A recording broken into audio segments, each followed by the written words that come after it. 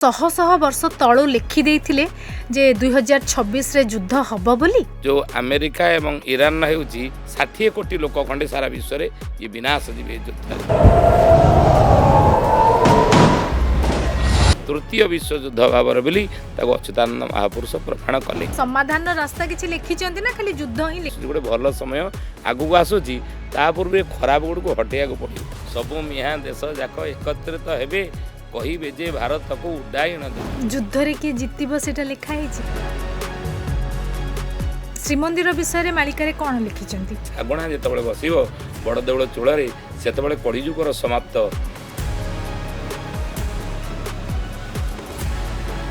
रथ यात्रा 6 वर्ष बंद हो बोली मालिका लिखा है जे श्री बड़ देउळे भोग न होइबो 21 दिन जाए सुआर मान को बाड़ी घोटी जीव छांचुणी व्याधि पराए। मालिका सहित साइंस रो कोन सामंजस्य अछि 13 दिने षड ऋतु भोग हेबो 6टा ऋतु 13टा दिन रे लोक माने भोगिबे 26 ठापरे हीराकुद उछोड़िबो ए ओडिसा अर्धे भाग जलार्णव हेबो ओडिसा रो अर्धे जलमग्न होई जीव हीराकुद बंध बाहर लेखा यंत्र मान उलटी पड़िबो पढ़ा ज्ञानी हेबे बणा कंप्यूटर काम करिवनी इंटरनेट फेल होई जीव साइबर अटैक हो अन्य ग्रहरु लोक माने आसीबे बुध ग्रहरु लोके आसी पहुंची अर्थात एलियन आसीबा कथा महापुरुष मते भविष्यवाणी करथि। ईरान सहित अमेरिका हो कि महापुरुष सावधान करछन्ति कहले ई जो युद्ध रे अमेरिका राष्ट्र भाई मुळु नाश जीव गर्वरे जड़ुसी सी विश्व श्रेष्ठ हेबो ये युद्धटा जो धीरे धीरे विश्व युद्धर रूप धारण करिवो सेतबेले अमेरिकाटा धीरे धीरे आपण देखिबे तार अर्थनीति तार सामरिक शक्ति तार आणविक शक्ति धीरे धीरे दुर्बल अवस्था को जीवो एटा सब लिखा है जे मालिका रे सब जंग लिखा है विकास करिवो गले विनाशर आवश्यकता रही से लगिले एही भारत संगे पाकिस्तान टी रंगे महासमर करिवो जानी था तो ही महासमर आगु आउ पुणी चीनी सैन तुर्की ईरान टी जान ब्रिटिश जे अमेरिका सर्वे मिले ये धीरे धीरे सब मिले ये जोटा होची ये धीरे धीरे आगु जो तृतीय विश्वयुद्ध रूप नब यह देखी रुषिया आसी होइबो ठिया जापानर राग थिबो हिरोशिमा कथा ये कथा देखो सी से लिखि जापानर अनुरोधे जर्मान मिसिब भारत पटुआ होई आफ्रिका मिसिब युद्ध रे कि जितिबो सेटा लिखा है। हां युद्ध रे महापुरुष लिखिचंती पाकिस्तान आसिकी भारत निकट शरण पसिबो खसिबो पत्थर खंड पड़िबो जे तळे कहले बड़ देउळ जे बारंबार पत्थर खसिबार तुमे देखिबा आज ये घटना घटिबा बाकी नाही से कि जने फाटिबो देउळ गरभ पड़िबो जे पत्थर जगमोहन रे रहीबे साई सार्ध 13 मास जगमोहन जगन्नाथ महाप्रभु रही देउलर गर्भगृह जो फाटी ये घटना सत होई श्रीमंद को लक्ष्य कर कहले नीलाचल छाड़ी करी जीवु जेते बेले लागिब रत्न चांदुआ अग्नि सेते बेले निशा काळे नीलाचल चोरी हेबो बारे मोर रत्न चांदुआरे निया दिने लागिब अच्युतानंद महापुरुष आउरी मध्य लिखिचंदी पेजनाला फुटी तोर पड़िब भी जोड़ी से जोगे जीव कि प्रभु श्रीक्षेत्र को छाड़ी।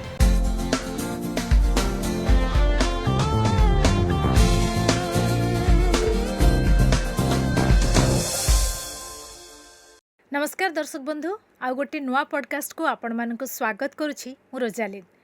दर्शक बंधु महापुरुष अच्युतानंद दास शह शह वर्ष पूर्वरु लिखिथिले 2026 रे कौन कौन हेबो एपरिकी मालिका वचन रे से लिखिथिले जे आज एही परिस्थिति रे बड़ युद्ध हेबो आ आपण माने देखुछंती एबे युद्धर परिस्थिति लागी रहिछि तेबे मालिकारे आउ कौन कौन लेखा होइछि आमे जानिबा आमर आजिर अतिथि होचंती मालिका परिव्राजक प्रमोद कुमार पृष्टि चलंतु तांको आम शो को स्वागत करिबा। सर नमस्कार welcome to our show. Sir आमे एटा होची प्रथम थर कोनोसी पॉडकास्ट रो आमे आउ थरे करूछु सिक्वेल पॉडकास्ट करूछु कारण दर्शक आमर प्रथम एपिसोड को बहुत भल पाइबा देले मालिका विचार विषय में जो सब कथा हेथिले सेटा को बहुत भल पाइबा बे मिलिला तो से आपण कही जे युद्ध हम जितेबाला आम कथा होते से युद्ध परिस्थिति किसी हो नाला किंतु एबे तो युद्ध परिस्थिति चली ମାଳିକାରେ କ'ଣ ସତରେ ମହାପୁରୁଷ ଶ୍ରୀ ଅଚ୍ୟୁତାନନ୍ଦ ଶହ ଶହ ବର୍ଷ ତଳୁ ଲେଖିଦେଇଥିଲେ ଯେ 2026ରେ ଯୁଦ୍ଧ ହବ ବୋଲି? ଜୟ ଜଗନ୍ନାଥ। ଜୟ ଜଗନ୍ନାଥ। ଜୟ ମହାପୁରୁଷ ଅଚ୍ୟୁତ। ସର୍ବପ୍ରଥମେ ଓଟିଭିର ସମସ୍ତ ଦର୍ଶକମାନଙ୍କୁ ମୋର କୋଟି କୋଟି ପ୍ରଣାମ, ଆପଣଙ୍କୁ ମଧ୍ୟ। ନମସ୍କାର। ବିଶେଷ କଥା ଯେ ଆଜକୁ ଶହ ଶହ ବର୍ଷ କହିଲେ କ'ଣ ନା 600 ବର୍ଷ ତଳେ 600 ବର୍ଷ ତଳେ ଯେତେବେଳେ ଚୈତନ୍ୟ ମହାପ୍ରଭୁ ନଦିଆ ନବଦ୍ୱୀପରୁ ଶ୍ରୀକ୍ଷେତ୍ର ଧାମ ଆସିଥିଲେ 1510, ସେ ସମୟରେ ପୁରୀରେ ଗଜପତି ରାଜା ଥିଲେ ପ୍ରତାପ ରୁଦ୍ରଦେବ, ତାଙ୍କର ଶାସନ ଥିଲା। ସେହି ସମୟରେ ଉତ୍କଳୀୟ ପଞ୍ଚସଖାମାନଙ୍କର ଓଡ଼ିଶାରେ ଆବିର୍ଭାବ ହୋଇଥିଲା। ଆଉ ପଞ୍ଚସଖାମାନଙ୍କ ଭିତରେ ମହାପୁରୁଷ ଅଚ୍ୟୁତାନନ୍ଦ ଇଏ ଅନେକ ଭବିଷ୍ୟତବାଣୀ କରି ଆମକୁ ତା ମାଧ୍ୟମରେ ସତର୍କ କରିଛନ୍ତି ଯେ ଆଗକୁ ଏଭଳି ଗୋଟିଏ ସମୟ ଆସୁଛି ଯେଉଁ ସମୟ ଦେଇ ସାରା ବିଶ୍ୱ ସେ ସମୟ ଦ୍ୱାରା ପ୍ରଭାବିତ ହେବ ଏବଂ ସେ ସମୟରେ ଯେଭଳି ପରିସ୍ଥିତି ଉପୁଜିବ ସେ ପରିସ୍ଥିତିରେ ସମସ୍ତେ ପରିସ୍ଥିତି ଦ୍ୱାରା ପ୍ରଭାବିତ ହେବେ। ବିଶେଷ କରି ଆମେ ଆଲୋଚନା ଗତ ଫୋରକାଷ୍ଟରେ କରିଥିଲେ ଯେ ଏ ସମୟରେ କାହିଁକି ସବୁ ବିତ୍ପାତ ଘଟିବ, ଯୁଦ୍ଧ ଭଳି ଭୟଙ୍କର ପରିସ୍ଥିତି ନା ମୀନ ରାଶିରେ ଶନି ଅଛନ୍ତି, ଏ କଥା ଆମେ ଆଲୋଚନା କରିଥିଲେ। ଯଦା ବା ଜାୟତେ ପକ୍ଷ ତ୍ରୟୋଦଶ ଦିନାତ୍ମକାହା ଭବେ ଘୋର ଲୋକକ୍ଷୟ ମୁଣ୍ଡମାଳା ଜୁତାମହି, ବ୍ୟାସ ଲେଖିଲେ ଭବିଷ୍ୟ ପୁରାଣରେ। ସେଇଭଳି ଆହୁରି ବ୍ୟାସଦେବ ଲେଖିଛନ୍ତି ମୀନ ରାଶି ଗତେ ମନ୍ଦେ ମେଳେଚ୍ଛାନାଂ ନାଶନଂ ଭବେତ୍। ମୀନ ରାଶିରେ ଶନି ଥିଲେ ମେଳେଚ୍ଛାମାନେ ବହୁତ ବିନାଶ ଯିବେ ଏବଂ ବିଭିନ୍ନ ବାଟରେ ଯିବେ। ଆଉ ତନ୍ମଧ୍ୟରୁ ଇଏ ଯୁଦ୍ଧ ହେଉଛି ଏକ କାରଣ। ମୀନ ରାଶିରେ ଶନି ରହିଲେ ଏ ଯୁଦ୍ଧ ମଧ୍ୟ ପରିସ୍ଥିତି ଉପୁଜିବ ବୋଲି ଲେଖା ଅଛି ମାଳିକାରେ। ଏବଂ ଆହୁରି ମଧ୍ୟ ଜ୍ୟୋତିଷ ଶାସ୍ତ୍ରରେ ମଧ୍ୟ ଲେଖା ଅଛି ଯେ ଅର୍ଦ୍ଧ ମଧ୍ୟେ ଯଦା ଯିବା କ୍ରମାତ୍ ରାଶି ତ୍ରୟଂ ସ୍ପୃଶେତ୍। ଯଦି ଯିବା କହିଲେ ବୃହସ୍ପତି ଗୋଟିଏ ବର୍ଷରେ 3ଟି ରାଶିକି ସ୍ପର୍ଶ କରନ୍ତି ତାହେଲେ ସଂସାରରେ ଭୟଙ୍କର ଯୁଦ୍ଧର ପରିସ୍ଥିତି ଦେଖାଦିଏ। ଜ୍ୟୋତିଷ ଶାସ୍ତ୍ର ମଧ୍ୟ ଏ ବିଷୟରେ ସମ୍ମତ। ପଞ୍ଚସଖାମାନଙ୍କର ଭବିଷ୍ୟତ ମାଳିକା ବା ବିଶେଷ କରି ଅଚ୍ୟୁତାନନ୍ଦଙ୍କର ମହାପୁରୁଷଙ୍କର ମାଳିକା ଯଦି କହୁଛନ୍ତି ଯେ ଯୁଦ୍ଧ ଭଳି ଭୟଙ୍କର ପରିସ୍ଥିତି ସୃଷ୍ଟି ହେବ ମୀନ ରାଶିରେ ଶନି ଥିଲାବେଳେ, ତାକୁ ସମର୍ଥନ କରିଛନ୍ତି ଜ୍ୟୋତିଷ ବିଦ୍ୟା ବା ଜ୍ୟୋତିଷ ଶାସ୍ତ୍ର ଯେ ଏ ସମୟରେ ଯୁଦ୍ଧ ଭଳି ଭୟଙ୍କର ପରିସ୍ଥିତି ଦେଖାଦିଏ ଯେତେବେଳେ ବୃହସ୍ପତି 3ଟି ରାଶି ସ୍ପର୍ଶ କରିବେ ଗୋଟିଏ ବର୍ଷ ଭିତରେ। ତାହା ମଧ୍ୟ ଏବେ ଘଟିଛି। ତେଣୁ ଏ ସମୟ ଯୁଦ୍ଧ ନିଶ୍ଚିତ ବୋଲି 600 ବର୍ଷ ତଳେ ସେମାନେ ଲେଖିଥିଲେ ଅଚ୍ୟୁତାନନ୍ଦ ମହାପୁରୁଷ। ସେ କହିଛନ୍ତି ମାଳିକାରେ ଗୋଟିଏ ପଦ, କହିଲେ ତୁରକ ଧାଇଁ ଆସିବ ଭାରତରେ ହାଣ, କାଟ କରିବ ଯାଇ ଫୁଲଲୋ, ଗୁଡ଼ି ଗୋଳା ବରସିବ ଯାଇ ଫୁଲଲୋ। ଏ ଯୁଦ୍ଧ ଯେଉଁ ଆମେରିକା ଏବଂ ଇରାନ ହେଉଛି ଇଏ ମାଧ୍ୟମ କିଏ ସାଜୁଛି ଅଲଗା କଥା, କିନ୍ତୁ ଇଏ ଆଗରୁ ସୃଷ୍ଟି ହୋଇଯାଇଛି ଏ ଯୁଦ୍ଧ ଏ ସମୟରେ ହେବ ବୋଲି। କାରଣ ଆମେ ଗତ ଫୋରକାଷ୍ଟରେ ମଧ୍ୟ ଆଲୋଚନା କରିଥିଲେ ଯେ ମହାଭାରତ ଯୁଦ୍ଧର ଗୋଟିଏ ଓଳି ସମାପ୍ତ ହୋଇନାହିଁ ଦ୍ୱାପର ଯୁଗରେ। ଯେତେବେଳେ ଭଗବାନ କୃଷ୍ଣ ଦ୍ୱାରିକାରେ ଆସି ପହଞ୍ଚିଥିଲେ, ରୁକ୍ମିଣୀ ପଚାରିଥିଲେ, କହିଲେ ଠାକୁରେ ଆପଣ ଏତେ ଦିନ ପରେ ଆସିକି ପହଞ୍ଚିଗଲେ, ଆଉ ଏତେ ଦିନ ପରେ ଆପଣଙ୍କର ଦର୍ଶନର ସୌଭାଗ୍ୟ ଆମେ ସବୁ ପାଇଲୁ, ଅଷ୍ଟପାଟବଂଶୀମାନେ ଦ୍ୱାରିକାବାସୀମାନେ ପାଇଲୁ। ନା ମହାଭାରତ ଯୁଦ୍ଧ କୁରୁକ୍ଷେତ୍ରରେ ହେଉଥିଲା। କୁରୁ ପାଣ୍ଡବମାନଙ୍କ ଭିତରେ 18 ଦିନ ଯୁଦ୍ଧର ଯେଉଁ ଘୋଷଣା ହେଇଥିଲା ତାକୁ ଉଦ୍ଘୋଷଣା ମୁଁ କରିଥିଲି। ମୁଁ ହିଁ ଯୁଦ୍ଧର ନିର୍ଣ୍ଣାୟକ ଥିଲି। ଆଉ ସେ ଅର୍ଜୁନ ରଥରେ ମୁଁ ମଧ୍ୟ କୁରୁକ୍ଷେତ୍ରରେ ସାରଥି ସାରିଥିଲି। ଯୁଦ୍ଧ ସରିନଥିଲା ମୁଁ ଆସିଥାନ୍ତି କେମିତି? ନା ଆଜି ଆପଣ ଆସିଲେ କ'ଣ ଯୁଦ୍ଧ ସରିଗଲା? ନା ନାଇଁ ରୁକ୍ମିଣୀ ଯୁଦ୍ଧ ସରିଲା ନାହିଁ। ନା ଯୁଦ୍ଧ ସରିଲାନି। ଏତେ ବଡ଼ ବଡ଼ ମହାରଥୀମାନେ ଥିଲେ, ଭୀଷ୍ମ ଥିଲେ, ଦ୍ରୋଣ ଥିଲେ, କର୍ଣ୍ଣ ଥିଲେ, ଏମାନେ ସବୁ ଯୁଦ୍ଧରେ ଭାଗ ନେଇଥିଲେ ନା। ଆଉ ଯୁଦ୍ଧ କେମିତି 18 ଦିନର ମହାଭାରତ ଯୁଦ୍ଧ ସାରିଲେନି? ଗୋଟିଏ ଯୁଦ୍ଧ ଗୋଟିଏ ବାଣରେ ଶେଷ କରିବ ବୋଲିକି ଗୋଟିଏ ମହାଭାରତ ଯୁଦ୍ଧକୁ ବେଲାରସନ କହିଥିଲା। ଆପଣ ତାକୁ କରେଇ ଦେଲେ ନାହିଁ। ଯୁଦ୍ଧ ତାକୁ କରେଇ ଦେଲେ ନାହିଁ। ମହାଭାରତ ଯୁଦ୍ଧରେ ତାକୁ ଭାଗ ସେ ନେଇପାରିଲା ନାହିଁ। ତା ଗଣ୍ଡିରୁ ମୁଣ୍ଡକୁ ଅଲଗା କରିଦେଲେ। କିନ୍ତୁ ଇଏ ଯୁଦ୍ଧ ପୁଣି ଏତେ ବଡ଼ ବଡ଼ ମହାରଥୀ ଥାଇକି ଆପଣ ସାରିପାରିଲେନି ଏ ଯୁଦ୍ଧ। କିଏ କେତେ ଦିନ ଯୁଦ୍ଧ କଲା? ତ ଅଚ୍ୟୁତାନନ୍ଦ ମହାପୁରୁଷ ଲେଖିଛନ୍ତି ପ୍ରଥମେ ମୁକୁଟ ପିନ୍ଧା ଭୀଷ୍ମ ମହାରଥୀ 9 ଦିନ ଓଳିଏ ସେ ଯୁଦ୍ଧ କରିଛନ୍ତି। ଭୀଷ୍ମ କଲେ 9 ଦିନ ଓଳିଏ ଯୁଦ୍ଧ। 9 ଦିନ ଓଳିଏ 10ମ ଦିନ ଯୁଦ୍ଧରେ ଅର୍ଜୁନ ବାଣରେ ସରଶଯ୍ୟାରେ ପଡ଼ିଲେ। ଭୀଷ୍ମ ସରଶଯ୍ୟାରେ ପଡ଼ିଲା ପରେ ଅଚ୍ୟୁତାନନ୍ଦ ଲେଖିଲେ, କହିଲେ ତାପରେ ଯୁଦ୍ଧ କଲା କିଏ? କୌରବମାନଙ୍କର ସେନାପତି ହେଇ ନା 5 ଦିବସ ଯେ ଦ୍ରୋଣ କଲା ମହାରଣ, 2 ଦିନ ଯୁଦ୍ଧ କଲା ନୃପତି ଯେ କର୍ଣ୍ଣ। ଦ୍ରୋଣ କଲେ 5 ଦିନ ଯୁଦ୍ଧ କୌରବ ପକ୍ଷର ସେନାପତି ହେଇ, 9 ଦିନ ଓଳିଏ କରିଥିଲେ ଭୀଷ୍ମ। ଇଏ 9 5 14 ଦିନ ଓଳିଏ ହେଇଗଲା ଯୁଦ୍ଧ। ଯେତେବେଳେ ଦ୍ରୋଣାଚାର୍ଯ୍ୟ ଦୃଷ୍ଟଦ୍ୟୁମ୍ନଙ୍କ ଦ୍ୱାରା ନିହତ ହେଲେ କୌରବ ପକ୍ଷର ସେନାପତି ହେଲା କି ଅଚ୍ୟୁତାନନ୍ଦ ମହାପୁରୁଷ କହିଲେ 2 ଦିନ ଯୁଦ୍ଧ କଲା ନୃପତି ଯେ କର୍ଣ୍ଣ ଅଙ୍ଗରାଜ କର୍ଣ୍ଣ ସୂର୍ଯ୍ୟପୁତ୍ର କର୍ଣ୍ଣ ଇଏ 2 ଦିନ ସେନାପତି ହେଇ ଯୁଦ୍ଧ କଲେ। ସିଏ ଅର୍ଜୁନ ବାଣରେ ନିହତ ହେଲା ପରେ କେତେ ହେଲା 9 5 14 ଦିନ ଓଳି ହେଲା 2 କେତେ 16 ଦିନ ଓଳି। ତାପରେ କର୍ଣ୍ଣ ମଲା ପରେ କୌରବ ପକ୍ଷର ସେନାପତି ହେଲେ କି ନା ଶଲ୍ୟବୀର ଓଳିଏ ଯେ ଯୁଦ୍ଧ ଆରମ୍ଭିଲା ଯୁଧିଷ୍ଠିଙ୍କ କ୍ରୋଧାନଳେ ସେହୁ ଜଳିଗଲା। ଶଲ୍ୟ ମର୍ଦ୍ଦରା ଶଲ୍ୟ ନକୁଳ ସହଦେବଙ୍କର ମାମୁଁ ଇଏ ଓଡ଼ିଏ ଯୁଦ୍ଧ କଲେ। ସିଏ ଯେତେବେଳେ ଯୁଧିଷ୍ଠିରଙ୍କ ଦ୍ୱାରା ନିହତ ହେଲେ ତାପରେ କୌରବ ପକ୍ଷର ସେନାପତି ହେଲେ କି ଅଚ୍ୟୁତ କହିଲେ ୟାପରେ କୃପାଚାର୍ଯ୍ୟ ଗଦା ପର୍ବ ଓଳିଏ ସମର ଏହିପରି 17 ଦିନ 2 ପ୍ରହର। ଏହିପରି 17 ଦିନ 2 ପ୍ରହର ଯୁଦ୍ଧ ହେ ରୁକ୍ମିଣୀ କୁରୁକ୍ଷେତ୍ରରେ କୁରୁପାଣ୍ଡବମାନଙ୍କ ଭିତରେ ସମାପ୍ତ ହେଲା। 99 ଭାଇ ସହିତ ଦୁର୍ଯ୍ୟୋଧନ ଦୁଃଶାସନ ମଲେ ପାଣ୍ଡବମାନେ ବିଜୟ ହେଲେ ଧର୍ମରାଜ ଯୁଧିଷ୍ଠିର ହସ୍ତିନା ସିଂହାସନ ଆଜି ରାଜା କରେଇଦେଲି ପଳେଇ ଆସିଲେ। ଆଉ ନା ଆପଣ କହୁଛନ୍ତି ଓଡ଼ିଏ ଯୁଦ୍ଧ ପୁଣି କେତେ ବାକି ରହିଲା ନା ଓଡ଼ିଏ ଯେ ବାକି ଥିବ ଶୁଣ ହେତୁ ତୋରେ ହେ ରୁକ୍ମିଣୀ ଆଉ ଓଡ଼ିଏ ଯୁଦ୍ଧଟା ବାକି ରହିଗଲା ସରିପାରିଲା ନାହିଁ। ନା ପୁଣି ଓଡ଼ିଏ ଯୁଦ୍ଧ କରିବାକୁ ଆପଣ ଦ୍ୱାରିକାର ପୁଣି ଯିବେ ନା କୁରୁକ୍ଷେତ୍ର ନା ନା ନା ଆଉ ଯିବାକୁ ମୋତେ ପଡ଼ିବନି ଦ୍ୱାରିକା ଛାଡ଼ିକି ମୁଁ ଯିବି ନାହିଁ। ନା କାହିଁକି ଯିବେନି ଆପଣ ଓଡ଼ିଏ ଯୁଦ୍ଧ ବାକି ରଖିଛନ୍ତି ନା ଓଡ଼ିଏ ଯୁଦ୍ଧ ଦ୍ୱାପର ଯୁଗରେ ପୁରା ହେବନି ଏ ଯୁଗରେ ଆଉ ହେବନି ନା କେବେ ପୁଣି ଓଡ଼ିଏ ଯୁଦ୍ଧଟା ଆପଣ ସାରିବେ ନା ଓଡ଼ିଏ ଯେ ବାକି ଥିବ ଶୁଣ ହେତୁ ତୋରେ ଭାରତ ଯୁଦ୍ଧ ହୋଇବ ସେ କଳି କାଳରେ କଳି ଯୁଗରେ ଯାଇକି ସେ ଓଡ଼ିଏ ଯୁଦ୍ଧଟା ମୁଁ ସମାପ୍ତ କରିବି।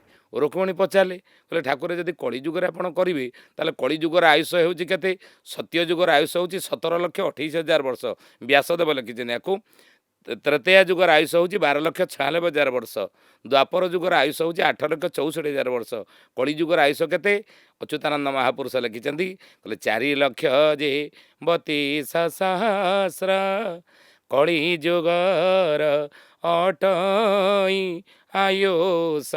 କଳି ଯୁଗର ଆୟୁଷ ହେଉଛି 4,32,000 ବର୍ଷ। ରୁକ୍ମିଣୀ କହିଲେ ଠାକୁରେ 4,32,000 ବର୍ଷ କଳି ଯୁଗର ଆୟୁଷ ତା ଭିତରେ କେଉଁ ସମୟରେ ଯୁଦ୍ଧ ମହାଭାରତ ଯୁଦ୍ଧର ଗୋଟିଏ ଓଳି ହେବ ସେଇଟା ଟିକେ ଖୋଲି କହୁନାହାନ୍ତି। ଅଚ୍ୟୁତାନନ୍ଦ ମହାପୁରୁଷ 78 ଗୀତା ଲେଖିଛନ୍ତି। 78 ଗୀତା ଭିତରେ ଗୋଟିଏ ଗୀତାର ନାମ ହେଲା ରୁକ୍ମିଣୀ ଗୀତା। ଏଇଥିରେ ଲେଖିଲେ କହିଲେ ମିନ ଶନି ମେଳ ଗୋ ହୋଇବ ଯେତେବେଳେ ସେକାଳେ ସମର ହେବ ଭାରତ ମଣ୍ଡଳେ। ୟାକୁ ଲେଖିଲେ ରୁକ୍ମିଣୀ ଗୀତାରେ ଏଇ ପଦଟି ଲେଖା ଅଛି। କହିଲେ ମୀନ ରାଶିରେ ଯେତେବେଳେ ଶନି ରହିବେ ସେହି ସମୟରେ ମହାଭାରତ ଯୁଦ୍ଧର ଗୋଟିଏ ଓଳି ହେବ। ମୀନ ରାଶିରେ ଶନି ତ ଆମେ ଆଲୋଚନା କରିଛେ ପ୍ରତି 30 ବର୍ଷରେ ଥରେ ମୀନ ରାଶିକି ଶନି ଚଳନ୍ତି। ତେଣୁ 30 ବର୍ଷରେ ଥରେ ମୀନ ରାଶିରେ ଅନେକ ଥର ଶନି ଚଳିଛନ୍ତି। ତାହେଲେ କେଉଁ ମୀନ ରାଶିରେ ଶନି କେତେବେଳେ ଚଳିଲା ବେଳେ ମହାଭାରତ ଯୁଦ୍ଧଟି ବି ତାକୁ ଖୋଲିକି କୁହନ୍ତୁ। ଅଚ୍ୟୁତାନନ୍ଦ ମହାପୁରୁଷ ମାଳିକାର ନାମ ହେଲା ଶିବକଳ୍ପ ନବଖଣ୍ଡ ନିର୍ଘଣ୍ଟରେ କହିଲେ ମୀନ ଶନି ଗୁରୁବାରରେ ପଢ଼ିବ ଏହି ଅଙ୍କେ ଧ୍ରୁବ ଧ୍ରୁବ ମିଥୁନ ମାସରେ 13 ଦିନ ପକ୍ଷେ କାଳ ଧରଣୀ ଗ୍ରାସିବ। ମୀନ ରାଶିରେ ଶନି ଥିବେ 13 ଦିନିଆ ପକ୍ଷ ଯୁକ୍ତ ହେଇଥିବ ସେହି ସମୟରେ ମହାଭାରତ ଯୁଦ୍ଧର ଗୋଟିଏ ଓଳି ହେବ। କିନ୍ତୁ ଏଇ ଯେଉଁ ଯୁଦ୍ଧ ଚାଲିଛି ଇଏ ସେ ମହାଭାରତ ଯୁଦ୍ଧର ଗୋଟିଏ ଓଳି ଯୁଦ୍ଧ ହେଇନାହିଁ ଇଏ ହେବ। ତାହେଲେ ଏଇ ଯେଉଁ ଯୁଦ୍ଧ ଚାଲିଛି ସେ କ'ଣ ନା ମହାପୁରୁଷ ଲେଖିଛନ୍ତି ଜାଇଫଲ ମାଳିକାରେ କହିଲେ ହୋଇବ ମହା ସମର ଦେଶ ଦେଶ ମଧ୍ୟରେ ଅତି ପ୍ରବଳ लो ଜାଇଫଲ ପୃଥ୍ୱୀ ହୋଇଯିବ ନାରଖାର ଜାଇଫଲ लो। କହିଲେ ପୃଥ୍ୱୀ ନାରଖାର ହେଇଯିବ ଏ ଯୁଦ୍ଧରେ। କାହିଁକି ନା ମହାପୁରୁଷ ଲେଖିଛନ୍ତି ଏ ଯୁଦ୍ଧରେ କେତେ ମରିବେ ନା ଅନେକ ପ୍ରାୟ ଏ ଯୁଦ୍ଧରେ 60 କୋଟି ଲୋକ ଖଣ୍ଡେ ସାରା ବିଶ୍ୱରେ ଇଏ ବିନାଶ ଯିବେ ଏ ଯୁଦ୍ଧରେ। 60 କୋଟି ଅର୍ଦ୍ଧରେ ଯୁଦ୍ଧ ଯୋଗୁଁ ହିଁ ବିନାଶ ଯିବେ। ଆଉ ଅନ୍ୟ ପ୍ରାକୃତିକ ବିପର୍ଯ୍ୟୟ କଥା ଅଲଗା କଥା। କିନ୍ତୁ ଏ ମହାଭାରତ ଯୁଦ୍ଧର ଗୋଟିଏ ଓଳି ଆରମ୍ଭ ହେଇନାହିଁ। କିନ୍ତୁ ପ୍ରଥମ ବିଶ୍ୱଯୁଦ୍ଧ ହେଇଥିଲା କେବେ ନା 1914ରୁ 1919 5 ବର୍ଷ ହେଇଥିଲା। ଦ୍ୱିତୀୟ ବିଶ୍ୱଯୁଦ୍ଧ ହେଇଥିଲା 1939ରୁ 1945। ତୃତୀୟ ବିଶ୍ୱଯୁଦ୍ଧ କେବେ ହେବ ତାହା ମହାଭାରତ ଯୁଦ୍ଧର ଗୋଟିଏ ଓଳି ଭାବରେ ହିଁ ହେବ। କେବେ ହେବ ତାକୁ ଅଚ୍ୟୁତାନନ୍ଦ ମହାପୁରୁଷ ଶିଷ୍ୟ ରାମଚନ୍ଦ୍ରକୁ କହିଛନ୍ତି। କହିଲେ ଧନରେ ଏ ଯୁଦ୍ଧଟି ମହାଭାରତ ଯୁଦ୍ଧର ଗୋଟିଏ ଓଳି କେତେବେଳେ କଳିଯୁଗରେ ହେବ। ମୀନ ରାଶିରେ ଶନି ଆମର ବି ରହୁଛନ୍ତି ଆମେ ଆଲୋଚନା କରିଛେ 2025 ମସିହା ମାର୍ଚ୍ଚ ମାସ 29 ତାରିଖରେ ମୀନ ରାଶିକି ଶନି ପ୍ରବେଶ କରିଛନ୍ତି। ରହିବେ 2027 ମସିହା ଯାଏଁ ମୀନ ରାଶିରେ ଶନି। ଆଉ ଏ ସମୟରେ 13 ଦିନିଆ ପକ୍ଷଟା ଯୁକ୍ତ ହେବ। ଆଉ ସେହି ସମୟରେ ମହାପୁରୁଷ କହିଛନ୍ତି ତାହେଲେ ଯୁଦ୍ଧଟା କେଉଁ ମସିହାରେ ହେବ ତୃତୀୟ ବିଶ୍ୱଯୁଦ୍ଧ। ସେ ଲେଖିଛନ୍ତି ଯେ 26 ଠାବରେ ଓଡ଼ିଶା ବକ୍ଷରେ ହୋଇବ ମହାସମର ଭାରତର ଶେଷ ସମରଟି ଏହି ଶୁଣିଥାଅ ତୋହି ବୀର। ଆକୁ ଲେଖିଲେ ଶିଶୁ ଅନନ୍ତ। ମାଳିକାର ନାମ ହେଲା କଳିଯୁଗ ମାଳିକା। ତାଙ୍କ ଶିଷ୍ୟ ଭାରଙ୍ଗ ଆଗରେ କହିଛନ୍ତି, କହିଲେ 26 ଠାବରେ ଓଡ଼ିଶା ବକ୍ଷରେ ହୋଇବ ମହାସମର, 25 ଠାବରେ ଓଡ଼ିଶା ବକ୍ଷରୁ ବିଦେଶୀ ଅଜାତି ଯେତେ, ମୁହୂର୍ତ୍ତକ ମଧ୍ୟ ବାହାର ହୋଇବେ ନ ରହିବେ କଦାଚିତେ। ଏ ଓଡ଼ିଶାରୁ ବିଦେଶୀମାନେ ଚାଲିଯିବେ।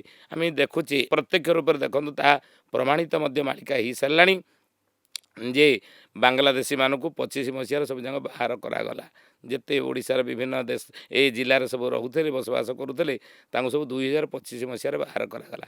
ଇଏ 26 ଠାବରେ ସେ ଲେଖୁଛନ୍ତି, ହୋଇବ ମହାସମର, ଭାରତର ଶେଷ ସମରଟି ଏହି ଶୁଣିଥାଅ ତୋହି ବୀର।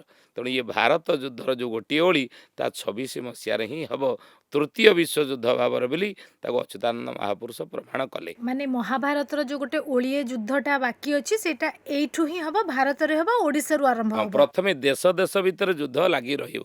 ଏ ଯେଉଁ ଦେଶ ଦେଶ ଭିତରେ ଏଇନା ଯୁଦ୍ଧ ଚାଲୁଛି, ଇରାନ ସହିତ ଆମେରିକା ହଉ, କିନ୍ତୁ ମହାପୁରୁଷ ସାବଧାନ କରିଛନ୍ତି, କହିଲେ ଏଇ ଯେଉଁ ଯୁଦ୍ଧରେ ଆମେରିକା ରାଷ୍ଟ୍ର ଭାଇ ମୂଳୁ ନାଶ ଯିବ, ଗର୍ବରେ ଜଳୁଛି ସିଏ ବିଶ୍ୱଶ୍ରେଷ୍ଠ ହେବ। ଆକୁ କେଉଁ ମହାପୁରୁଷ ଲେଖିଲେ? ନା ମହାପୁରୁଷ ଅର୍ଖିତ ଦାସ।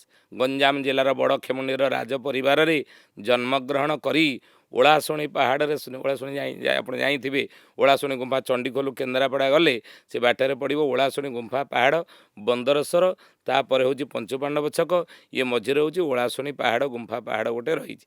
ସେ ପାହାଡ଼ ଉପରେ ଶୂନ୍ୟ ସମାଧି ନେଇଥିଲେ ବ୍ରହ୍ମ ଅବଧୂତାଚାରୀ ମହାପୁରୁଷ ଅର୍ଖିତ ଦାସ। ତାଙ୍କ ମାଳିକାର ନାମ ହେଲା ମହାଗୁପ୍ତ ପଦ୍ମକଳ୍ପ। ସେ ଏଇଥିରେ ଲେଖିଲେ, ଆମେରିକା ରାଷ୍ଟ୍ର ଭାଇ ମୂଳୁ ନାଶ ଯିବ। ଏଇ ଯେଉଁ ଯୁଦ୍ଧ ଚାଲିଛି ଇରାନ ସହିତ ଆମେରିକାର, ସେ ଲେଖିଛନ୍ତି ଇଏ ଯେତେବେଳେ ତୃତୀୟ ବିଶ୍ୱଯୁଦ୍ଧର ରୂପ ଧାରଣ କରିବ, ସେତେବେଳେ ଆମେରିକାଟା ରହିବ ନାହିଁ। ଆମେରିକା ମୂଳୁ ନାଶ ଯିବ, ଗର୍ବରେ ଜଳୁଛି ସିଏ ବିଶ୍ୱଶ୍ରେଷ୍ଠ ହେବ। ଏ ଯେଉଁ ଯୁଦ୍ଧ ସିଏ କାହିଁ କରୁଛି? ନା ବିଶ୍ୱରେ ଶ୍ରେଷ୍ଠ ହେବା ପାଇଁ, ସବୁ ଉପରେ ତା'ର ଅଧିକାର ରହିବ।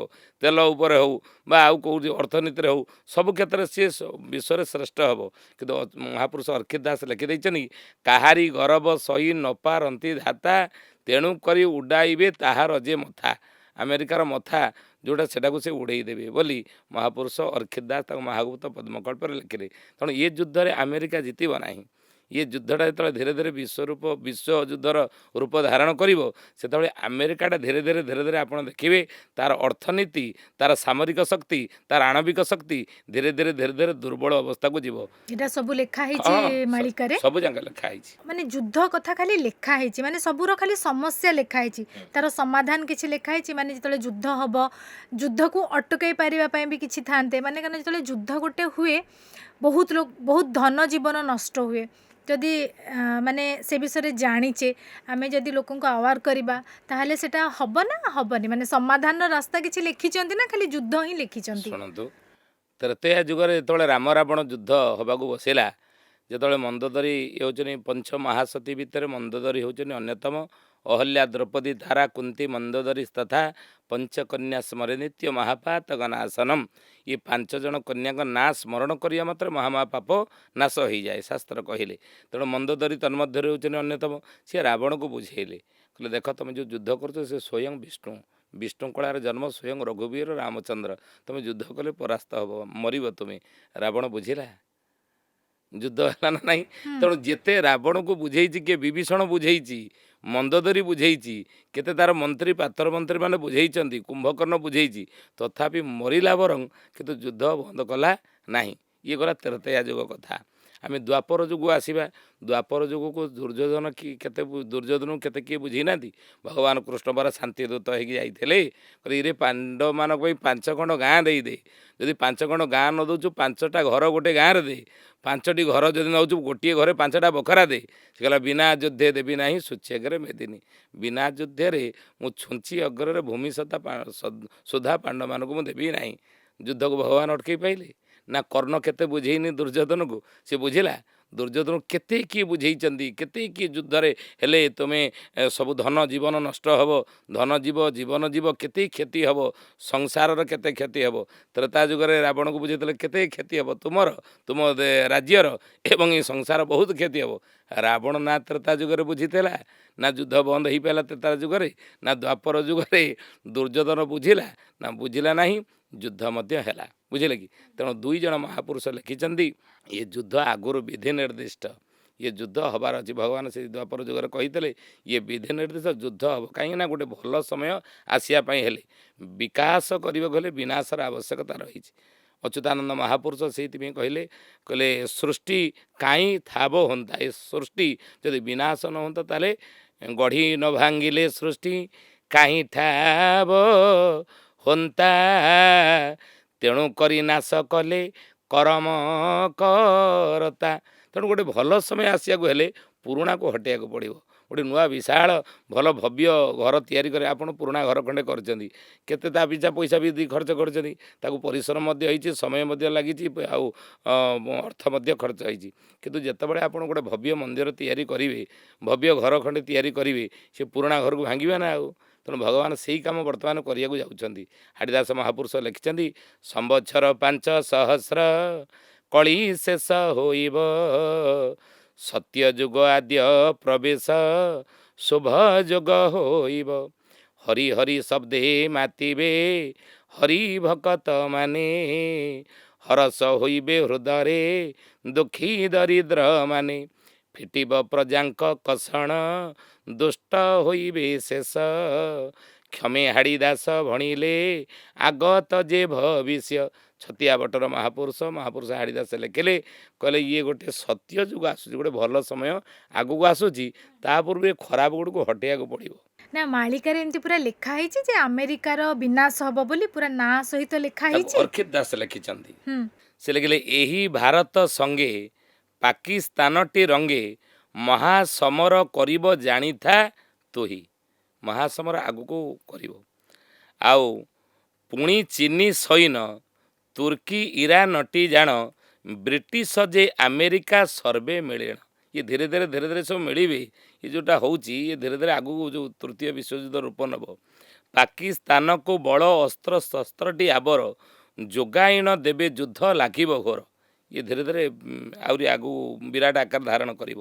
ଏହା ଦେଖି ରୁଷିଆ ଆସି ହୋଇବ ଠିଆ, ଭାରତ ସମର କ୍ଷେତ୍ରରେ ସେ ଏକୁଟିଆ।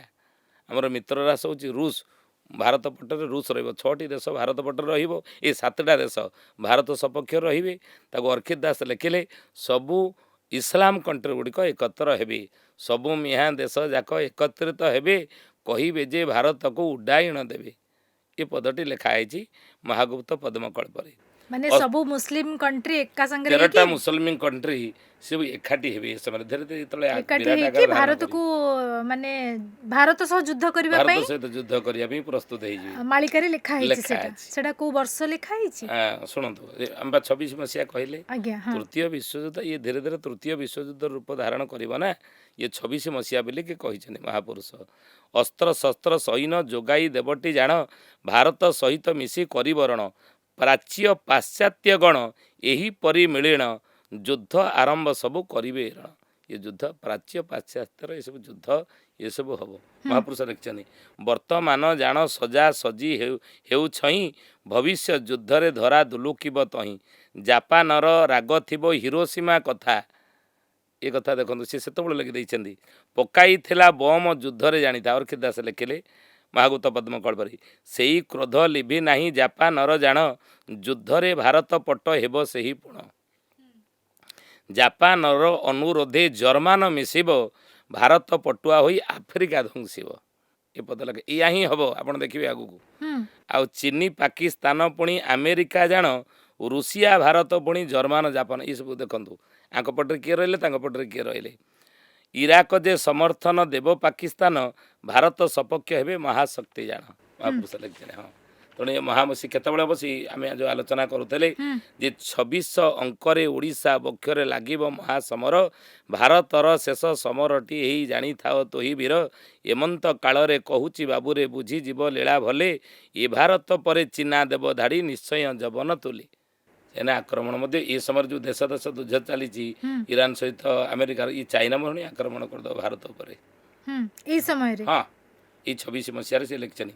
ତାକୁ ମଧ୍ୟ ଶିଖ ଗୁରୁ ଗୋବିନ୍ଦ ସିଂ ତାଙ୍କର ସୌଖିନୀ ନାମ ଗ୍ରନ୍ଥରେ ଲେଖିଲେ। ସିଂଙ୍କର ଯିଏ 10ମ ଗୁରୁ ଗୋବିନ୍ଦ ସିଂ, ସେ ସୌଖିନୀ ନାମକ ଧର୍ମ ଗ୍ରନ୍ଥରେ ଲେଖିଛନ୍ତି ଚଢ଼ାବେ 98 ପରତ ଯାଏ ସବ ରଙ୍ଗ, धरती की कोने कोने में भारी होंगे जंग।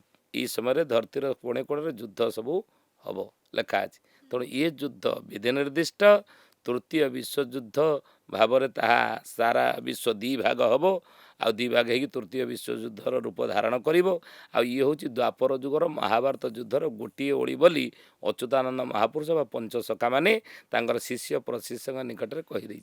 युद्ध रे किए जितिबो सेटा लिखा है हाँ युद्धरे महापुरुष लिखिं जे भारत जे भगवानंकर जन्मस्थान अनिष्ट घटिले पुणी नुआ हेबे जन्म ये युद्धरे भारत ही जितिब। हाँ लेखा अच्छी संपूर्ण भारत ही युद्धरे जितिब किंतु शेष पाकिस्तान आसिकी भारत निकट शरण पशिब सबु देश को भारत ही कंट्रोल करिवो। ये युद्धर जो समाप्त हम से समय भारत चक्रवर्ती राजा भारत जड़े हेबे अच्युतानंद महापुरुष ताको लिखिं बलदेव राजा हेबे चक्रवर्ती भूपति परे चक्रवर्ती हेबे केही विवादी जड़े नथिबे आलोचना करिछि।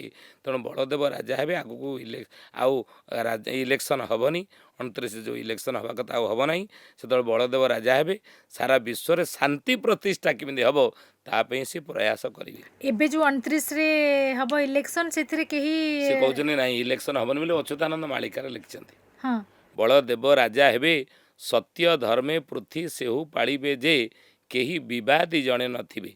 जणे जदि शासक दल हुअन्ति आउ जणे हुअन्ति तांकर विरोधी दल किंतु विरोधी दल रे रहिया पई हेले किछि गोटे संख्या दरकार एतिकी संख्यक हेले जणे विरोधी दल रे हेई परिबे। किंतु महापुरुष अच्युत लेखिले विरोधी दल रे सेतिकी संख्यक आउ रहिबे नाही जे विरोधी दल हवा पई शासक दल। तेणु किंतु इलेक्शन हेबनी ये राजतंत्र आसीबो। माने मालिकारे लेखा है 29 रे जे रूल करिवो माने तांकर के विरोधी नथिबे सी हेबे माने निर्द्वंद्व रे निर्वाचित हेबे। भूपति कहले पृथ्वीर आर पति राजा हेबे कि भूपति पर चक्रवर्ती हेबो। चक्रवर्ती राजा काहा कहंती पूर्व काल रे जेतेबेले चक्रवर्ती राजा किए होबापई चाहूले सी सेतेबेले कौन करुले ना अश्वमेध यज्ञ करते अश्व को छाड़ दौले जो देश गुड़िक अच्छे से अश्व को जदि जोर जबरदस्त अटकैले ये सहित युद्ध करते परास्त करते जब हारी जाते अधीनता स्वीकार करते। तेणु चक्रवर्ती राजा सी जार अधीनता सबू राज्यर राजा माने स्वीकार करती। राज्य राजा जार अधीन परिचालित सी होचने चक्रवर्ती राजा। तेणु भारत में जी आग को मुख्य हे 29 रे सी बलदेवंकर पावर शक्ति तांक भितर रहिबो स्वयं बलदेव कारण कलिजुगर बलदेव ही राजा हेबे बोली मालिकार अच्युतानंद लिखिं बलदेव राजा हेबे कान्हू परिचार बसिब सुधर्मा सभा जाजनगर ठार। सुधर्मा सभा हूँ देवता मानकर सभा को सुधर्मा सभा कहती जेहेतु गोटे भल समय आसूची देवसंपन्न आत्मा माने से सभा करेंगे मनीष भितर प्रवेश करी भल गुण प्रवेश कर भल लोक मैंने गोटे सभा करेंगे धर्म किमिति स्थापना हेबो समस्ते किमिति विश्व शांति प्रतिष्ठा हेबो ये सब गोटे सभा हेबो सेतबेले बलदेव राजा होइथिबे आ कोउडी राजा होइथिबे अच्युतानंद महापुरुष मालिकारे लेखिले बलदेव राजा हेबे दिल्ली सिंहासने बीणा बाई नारद जे नाचिबे छामुरे कहले बलदेव ही कलिजुगरे राजा हेबे भगवान सबु जुगरे राजा सत्य जुगरे स्वयं शेष नरसिंह राजा थिले भगवान विष्णु कलारे जन्म तृतीया जुगरे अयोध्यारे दशरथ घरे प्रभु राम राजा होते विष्णु कलारे भगवान विष्णु राजा द्वापर जुगरे द्वारिकार कृष्ण राजा होते कि सबु जुगरे तीन जुगरे प्रभु राजा होती कड़ी जुगरे प्रभु राजा हेबे नाही बोली अच्युतानंद मालिकार लिखिं। एबर युद्ध परिस्थिति रे भारतर कौन स्थिति रहिबो? भारत वर्तमान देखो धीरे धीरे भारत न्यूट्राल रही आप भावुं कि किए न्यूट्राल अच्छा ना ना ये रुषिया चुप हो बसी ना चाइना चुप हो अच्छी ये युद्ध प्रत्यक्षर नहले भी अच्युतानंद महापुरुष कहते ये जो युद्धटा तृतीय विश्वयुद्ध आड़ को मुहाइबे सबु देश माने परोक्षरे सबु देश माने परोक्षरे अस्त्र शस्त्र समस्त जोगाउछंती ईरान को किए जोगाउछंती कि अमेरिका सपक्षर किए अच्छा तेणु परोक्षर समर्थन दौरान आउ आपण भावतु नहीं जे ये दी जन देशर केवल युद्ध चलती आउ सब मैंने आम चुप हो आम भारत मध्य समर्थन करुच्ची परोक्षरे ताको आम जापर ना सेटा भी लिखा है। हाँ सी काहाकू आम भारत परोक्षरे माने साहाଯ୍य करूची ଆମେରିକା କୁ ତ ସମର୍ଥନ ଦେବ ନାହିଁ ଭାରତ। लिखा है मालिकारे ଆମେରିକା କୁ ସମର୍ଥନ ଦେବ ନାହିଁ। ଚାଇନା ଆମେରିକା ଏମାନେ ସବୁ ଭାରତ ସପକ୍ଷରେ ନୁହନ୍ତି। ଯେତେବେଳେ ଯୁଦ୍ଧ ହେବ ସେମାନେ ଯେଉଁ 13ଟା ମୁସଲମାନ କଣ୍ଟ୍ରି ପରେ 13ଟା ମୁସଲିମ ଶାସନ ଯେଉଁଠି ସବୁ ଚାଲିଥିବ ମୁସଲମାନ କଣ୍ଟ୍ରି ଥିବେ ସେମାନେ ହିଁ ଏକାଠି ହେଇଯିବେ। ଆଉ ତେଣୁ ଭାରତ ପକ୍ଷରେ ରହିବେ 7ଟି ଦେଶ ଲେଖା ଅଛି। ଆମେ ଆଲୋଚନା କଲେ ତାକୁ ପଢ଼ିଲେ କିଏ କେଉଁ ଦେଶ ଗୁଡ଼ିକ କାହା କାହା ସପକ୍ଷରେ ରହିବେ। माने ଅର୍କିତ ଦାସ ମାଳିକାର ନାମ ମହାଗୁପ୍ତ ପଦ୍ମକଳ୍ପରେ ଲେଖିଛନ୍ତି। ଇଏ ହେଉଛି ଯୁଦ୍ଧର କିନ୍ତୁ ଆପରେ ଯେତେବେଳେ ଯୁଦ୍ଧର 27 ମସିହା ପରେ କିନ୍ତୁ ଏ ଯୁଦ୍ଧ ଯେଉଁ ଚାଲିବ ଇଏ ଓଡ଼ିଶା ଉପରେ ମଧ୍ୟ ତା'ର ପ୍ରଭାବ ରହିବ।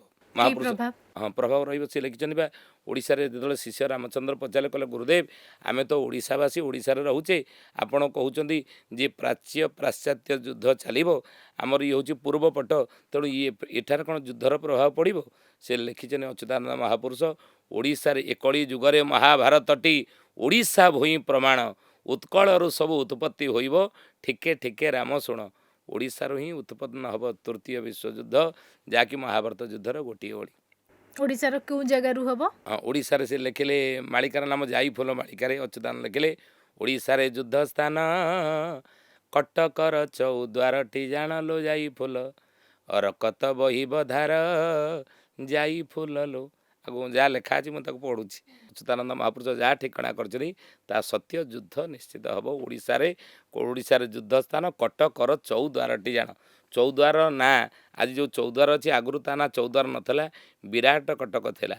ମନେ ପକାନ୍ତୁ ଦ୍ୱାପର ଯୁଗ ଯେତେବେଳେ ଦ୍ୱାପର ଯୁଗରେ କପଟ ପୋଷା ଖେଳରେ ପାଣ୍ଡବମାନେ ହାରିସାରିଲା ପରେ 12 ବର୍ଷ ବନବାସ ଯାଇଥିଲେ। 12 ବର୍ଷ ବନବାସ ପରେ ଗୋଟିଏ ବର୍ଷ ଅଜ୍ଞାତବାସ କରିଥିଲେ। କେଉଁଠି ବିରାଟ ନଗରଟା ବର୍ତ୍ତମାନ ତାହା କେଉଁଠି ନା ତାହା ହେଉଛି ଚୌଦ୍ୱାର। ସେଇଠି ବିରାଟ କଟକରେ ଗୋଟିଏ ବର୍ଷ ଅଜ୍ଞାତବାସ କରିଥିଲେ। ଯୁଧିଷ୍ଠିର କଙ୍କ ଭୀମ ହେଇଥିଲେ ରୋଷେଇଆ ଅର୍ଜୁନ ବୃହନ୍ନଣା ନକୁଳ ସହଦେବ ଘୋଡ଼ା ଜଗୁଆଳ ଏବଂ ଇଏ ଗୋରୁଶାଳର ଜଗୁଆଳ ଥିଲେ। ଦ୍ରୌପଦୀ ହେଇଥିଲେ ମହାରାଣୀଙ୍କର ଅଙ୍ଗ ସେବିକା ଶୈଳେନ୍ଦ୍ର ତାଙ୍କ ନାଁ ଥିଲା। ତେଣୁ ଗୋଟିଏ ବର୍ଷ ଅଜ୍ଞାତବାସ ସେଇଠି କରିଥିଲେ। ଅସ୍ତ୍ରଶସ୍ତ୍ର ସବୁ କେଉଁଠି ରଖିଥିଲେ ସେଇଠି ରଖିଦେଇ ଗଲେ ସମୀ ବୃକ୍ଷରେ। ଆଜି ଦେଖନ୍ତୁ ତା'ର ପ୍ରମାଣ କେମିତି ଦ୍ୱାପର ଯୁଗର ପ୍ରମାଣ ବିରାଟ ଗାଦି ମଧ୍ୟ ଅଛି ଚୌଦ୍ୱାରରେ। ସେଇଠି ମଧ୍ୟ ARC ହେଇଛି ଅଣ୍ଡରଗ୍ରାଉଣ୍ଡରେ ଅସ୍ତ୍ରଶସ୍ତ୍ର ସବୁଯାକ ରହିଛି। ତେଣୁ ସେ ଦ୍ୱାପର ଯୁଗରୁ ରଖିଥିଲେ ଅସ୍ତ୍ରଶସ୍ତ୍ର ସେ ଅସ୍ତ୍ରଶସ୍ତ୍ର ସବୁ ରହିଛି ଅଣ୍ଡରଗ୍ରାଉଣ୍ଡ ହେଇକି ପ୍ରାୟ 30 କିଲୋମିଟର ରେଡ଼ିୟସ୍ ଭିତରେ ମାଟି ତଳେ ସବୁ ଅସ୍ତ୍ରଶସ୍ତ୍ର ଅଛି। ସେଇଥିପାଇଁ ଲେଖିଲେ ଓଡ଼ିଶାରେ ଯୁଦ୍ଧ ସ୍ଥାନ କଟକର ଚୌଦ୍ୱାରଟି ଜାଣଲୋ ଯାଇ ଫୁଲ ରକତ ବହିବ ଧାର। କେଉଁ ଯାକେ ହେବ ନା ଜୋବରା ଠାରୁ ଜଟଣୀ ଏହା ମଧ୍ୟ ଯୁଦ୍ଧ ହୋଇବ ପୁଣିଲୋ ଯାଇ ଫୁଲ ପ୍ରଭୁଙ୍କ ମାୟା କେ ଜାଣି। 5 ଜଣ ଯୋଦ୍ଧା ମଧ୍ୟ ଦ୍ୱାପର ଯୁଗରୁ ଅପେକ୍ଷା କରି ରହିଛନ୍ତି ଯାହାଙ୍କର ଯୁଦ୍ଧର ଆଶା ଦ୍ୱାପର ଯୁଗରେ ମେଣ୍ଟେ ନାହିଁ। ତାକୁ ଅଚ୍ୟୁତାନନ୍ଦ ମହାପୁରୁଷ ଯାଇଫୁଲ ମାଳିକାରେ ଲେଖିଛନ୍ତି। ସେ 5 ଜଣ କିଏ? ଅଭିମନ୍ୟୁ ବୀରବାଳ ବେଲାଳ ସେନକୋ ଧରି ସଙ୍ଗର ଯାଇ ଫୁଲ ଲୋ ବୀର କରିବ ମହା ସମର ଯାଇ ଫୁଲ ଲୋ। କପଟ ସପ୍ତରଥୀମାନେ ଚକ୍ରବ୍ୟୁହରେ କପଟରେ ଯେଉଁ ଅଭିମନ୍ୟୁକୁ ମାରିଲେ ସେ ଅଭିମନ୍ୟୁର ଆଶା ଥିଲା ମହାଭାରତ ଯୁଦ୍ଧକୁ ସାରିକି ମରିବ ବୁଝିଲେ କି। ତେଣୁ ସେ ଆଗରୁ ଚାଲିଗଲା। ତେଣୁ ତା'ର ଯୁଦ୍ଧର ଆଶା ମେଣ୍ଟେ ନାହିଁ। ସେ ଆଶା କରିକି ଅପେକ୍ଷା କରି ରହିଛି। ସେ ମଧ୍ୟ ଅଭିମନ୍ୟୁ ଜନ୍ମ ହେଇଛି। ଆତ୍ମା ନୈନଙ୍ଗ ଛିନ୍ଦନ୍ତି ଶସ୍ତ୍ରାଣୀ ନୈନଙ୍ଗ ଦହତି ପାବକଃ ନ ଚୀନ କେଦୟନ୍ତାପ ନ ଶୋଷୟତି ମାରୁତ। ଗୀତାରେ ଭଗବାନ କହିଲେ ଅର୍ଜୁନରେ ଆତ୍ମା ଆମର ଶରୀର ବରଂ ପୁରୁଣା ପୋଷାକ ଛାଡ଼ି ନୂଆ ପୋଷାକ ଯେମିତି ଆମେ ପିନ୍ଧୁଛେ ସେଇଭଳି ଆତ୍ମା ପୁରୁଣା ଶର ଛାଡ଼ି ନୂଆ ଶର ଧାରଣ କରିବ। ସେ ଅଭିମନ୍ୟୁ ପୁଣି ଜନ୍ମ ହୋଇଛି ଗୋଟିଏ ଅଣି ମହାଭାରତ ଯୁଦ୍ଧରେ ତା'ର ଆଶା ମେଣ୍ଟେଇବ। ଆଉ କିଏ? ବେଲାଳସେନ। ଭୀମର ପୁଅ ହେଉଛି ଘଟୋତ୍କଚ ତା'ର ପୁଅ ହେଉଛି ବେଲାଳସେନ। ସେ ମଧ୍ୟ ଆଶା ବାନ୍ଧିଥିଲା ମହାଭାରତ ଯୁଦ୍ଧରେ ଯୁଦ୍ଧ ଟିକେ କରିବ। ଆଶା ମେଣ୍ଟି ନାହିଁ। ସିଏ ଜନ୍ମ ହୋଇଛି ମହାଭାରତ ଯୁଦ୍ଧରେ ଗୋଟିଏ ଓଳି ଯୁଦ୍ଧ କରିବ। ଆଉ କିଏ ରହିଲେ 3 ଜଣ ନା ଏକଲବ୍ୟ ଘଟୋତ୍କଚ ବବ୍ରୁବାହନଇ ମିଳିନ ପାଞ୍ଚଲୋ ଯାଇ ଫୁଲ ସେ ତ ଲମ୍ପଟି କୃଷ୍ଣର ପେଞ୍ଚ ଯାଇ ଫୁଲ ଲୋ। ଯାଇ ଫୁଲ ମାଳିକାର ଅଚ୍ୟୁତ ଲେଖିଲେ ଏକଲବ୍ୟ ଦ୍ରୋଣ ଶିଷ୍ୟ ଅର୍ଜୁନକୁ ଶ୍ରେଷ୍ଠ ଧନୁର୍ଧାରୀ କରିବା ପାଇଁ ଗୁରୁ ଦ୍ରୋଣାଚାର୍ଯ୍ୟ ଏକଲବ୍ୟର ବୁଢ଼ା ଆଙ୍ଗୁଠି କାଟି ଦେଇଥିଲେ। ସେ ଏକଲବ୍ୟର ଆଶା ଥିଲା ଯେ ଶ୍ରେଷ୍ଠ ଧନୁର୍ଧାରୀ ଅର୍ଜୁନକୁ କହିଲେ ମୁଁ କିନ୍ତୁ ପ୍ରମାଣ କରିବି କୁରୁକ୍ଷେତ୍ର ମହାଭାରତ ଯୁଦ୍ଧରେ ମୁଁ ଶ୍ରେଷ୍ଠ ଧନୁର୍ଧାରୀ। ତା ଆଙ୍ଗୁଠି କାଟିଦେଲେ। ତା'ର ଆଶା ଥିଲା। ସିଏ ମଧ୍ୟ ଜନ୍ମ ହୋଇଛି। ସେ ଯୁଦ୍ଧ ଗୋଟିଏ ଓଳିରେ ତା'ର ଆଶା ମେଣ୍ଟେଇବ। ଆଉ କିଏ?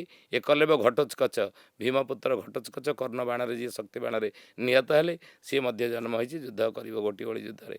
ଆଉ କିଏ ବବ୍ର ବାହନ ଅର୍ଜୁନ ପୁତ୍ର।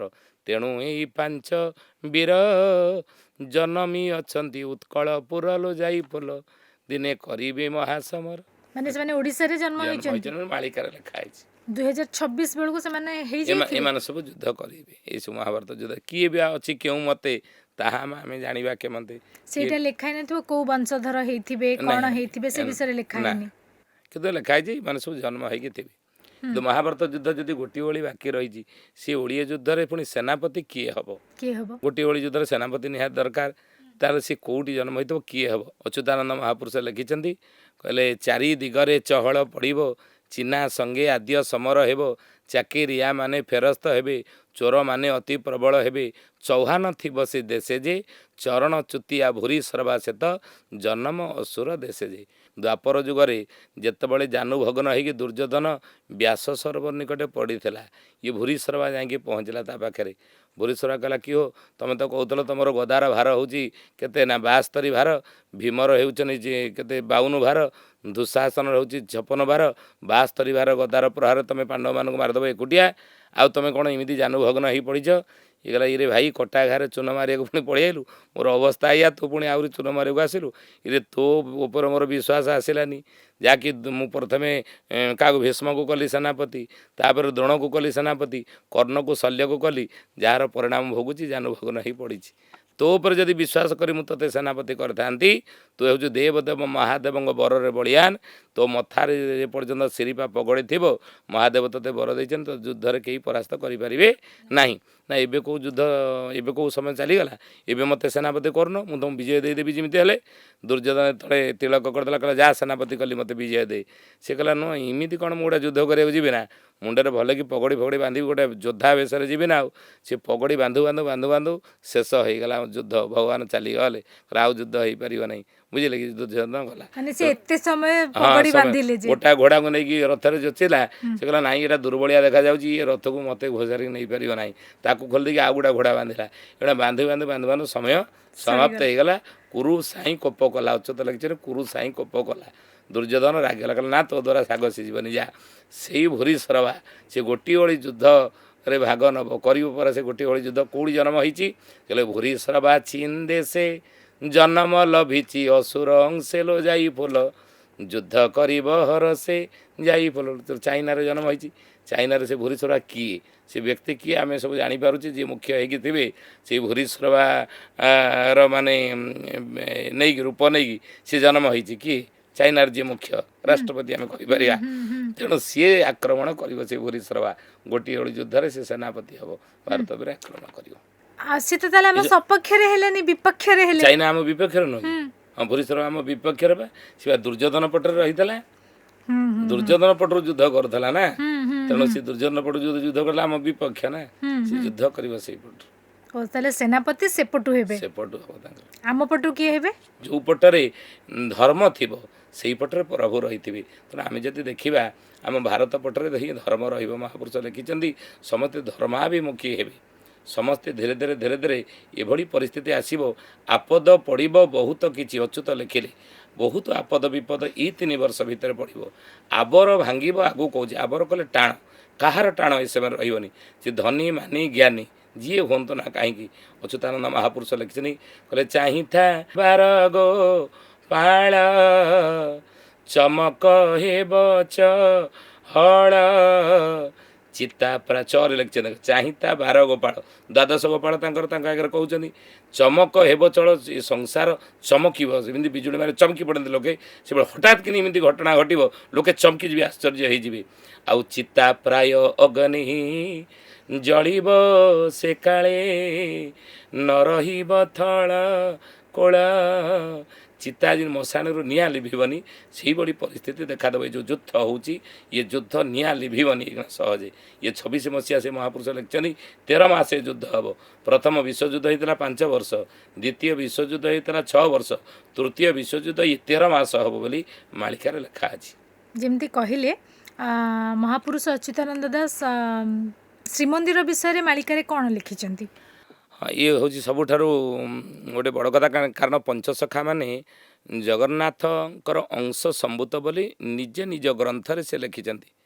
अच्युतानंद महापुरुष लिखिं आम सबू महाप्रभुंर अंगरु जात ताको लिखिं महापुरुष शिशु अनंत शिष्य बारंग आगे कहले कहले अच्युत बोलीण कली जुगे नाम सुदाम सखा अटंती श्री अंगरु जात कटिरु भकत सुणंग बारंग चेती मुखु यशवंत प्रभुंर मुखरु जशवंत दास जन्म मुखु जशवंत हृदु आमे जात हृदय शिशु अनंत कहते मु जन्म बक्षमूलु बलराम बक्षमूलु बलराम दास प्रभुंर जन्म राधांग हास्यरु जगन्नाथ दास बारंग हेतुरे घेन माँ राधाराणी हसरु कि अति बड़ी जगन्नाथ दास ये हूँ नारी अंगी ये हूँ राधा अंगी ये नारी तांकर शरीर नारी रूप से मत दर्शन प्रताप रुद्रदेव को करते राज दरबार बुझे कि तेणु सी हूँ राधांग हास्यर राधांग अंगरू अच्युतानंद महापुरुष प्रभुंर दिव्य कटी देश जन्म तेणु महाप्रभुंर अंश सम्भूत मान अंग सम्भूत अंगरु जात तेणु सी जगन्नाथ महाप्रभु कहते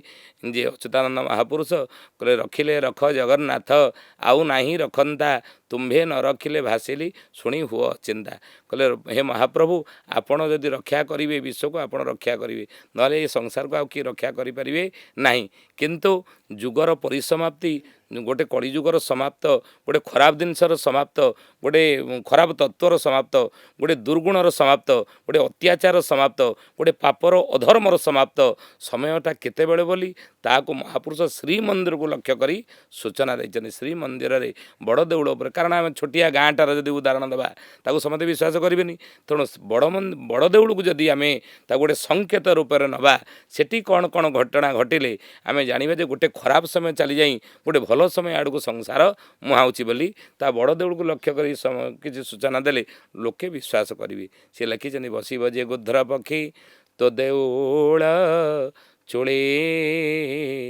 खसब पथर खंड पड़ब जे तले कहले बसब जे गुध्र पक्षी तो देउल चूले गुध्र पक्षी कहले शागुणा जिते बस बड़ देउल चूल से कलिजुगर समाप्त आउ गोटे नुआ जुगर आरंभ है बोली तुम्हें जान सत्य जुगर आगमन होगा बोली तुम्हें जान खराब समय चली जा भल समय आसुबार ये हूँ सूचना आम भावानी ये गोटे खरा गोटे ना गोटे खराब अमंगल सारा विश्व को पड़ज ना गोटे खराब समय चली जाऊँगी मृत्युटा एक गोटे कौन अभिशाप नुह मृत्युटा एक दंड नुह आत्मा को किसी समय विश्राम आम मरीगला पुणी नूतन कलेबर धारण कर पुणी प्यूरीफाइड मेसीनटा जदि बहुत दिन चलला से किसी समय रेस्ट नहीं गले पुणी आउ थे भल होगी से पुणी कार्यक्षम हो तेणु गोटे खराब समय को जीवाई हेले महापुरुष सूचना देते गुध्र पक्षी जो बस से उपर जो चिल उड़े तुम्हें जानव जे से खराब समय कलिजुगर समाप्त बेले आसीगला सत्य जुगर आगमन हवा किछि दिन तले माने चिल माने उड़ुले खाली से नहीं खसब पथर खंड पड़ब जे तले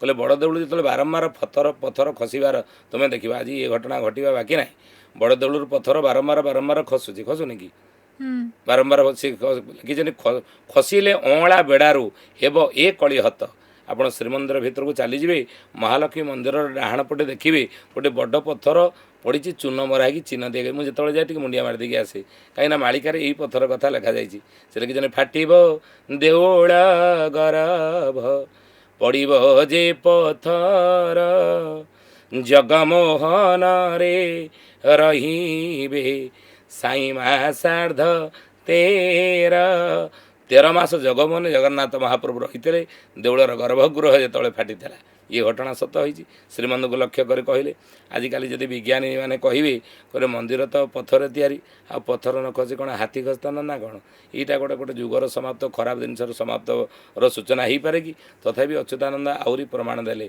कहले नीलाचल छाड़ी करी जीवु जेते बेले लागिब रत्न चांदुआ अग्नि सेते बेले निशा काले नीलाचल चोरी हेब बारे कहले मोर रत्न चांदुआरे निया दिने लागिब अच्युतानंद महापुरुष आहरी मध्य लिखिं पेज नाला फुटी तोर पड़ब भी जोड़ी से जगे जीव कि प्रभु श्रीक्षेत्र को छाड़ी जगन्नाथ महाप्रभुंर पेज नाल बिजुली पड़ा बाकी अच्छी से बिजुली पड़ो आहरी मध्य लिखिं 6 वर्ष नंदी घोष यात्रा रोकी देवी सुण रे दास जे भक्त दुख करिबे अवश्य सुजने ଯେ ସାରଙ୍ଗଧର ମାଳିକାରେ ତାକୁ ଲେଖିଛନ୍ତି ଯେ 6 ବର୍ଷ ନନ୍ଦୀ ଘୋଷ ଯାତ୍ରା ରଖିଦେବି ଶୁଣରେ ଦାସ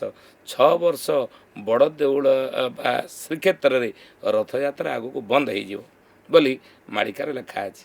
ଜାଣିବ ଇଏ ହେଉଛି ପରିବର୍ତ୍ତନ ସମୟ ଆସିଗଲା। 6 ବର୍ଷ ବନ୍ଦ ରହିବ। ବଡ଼ ଦେଉଳ ଶ୍ରୀକ୍ଷେତ୍ରରେ ବା ପୁରୀରେ ରଥଯାତ୍ରା 6 ବର୍ଷ ବନ୍ଦ ହେବ ବୋଲି ମାଳିକାରେ ଲେଖା ଅଛି।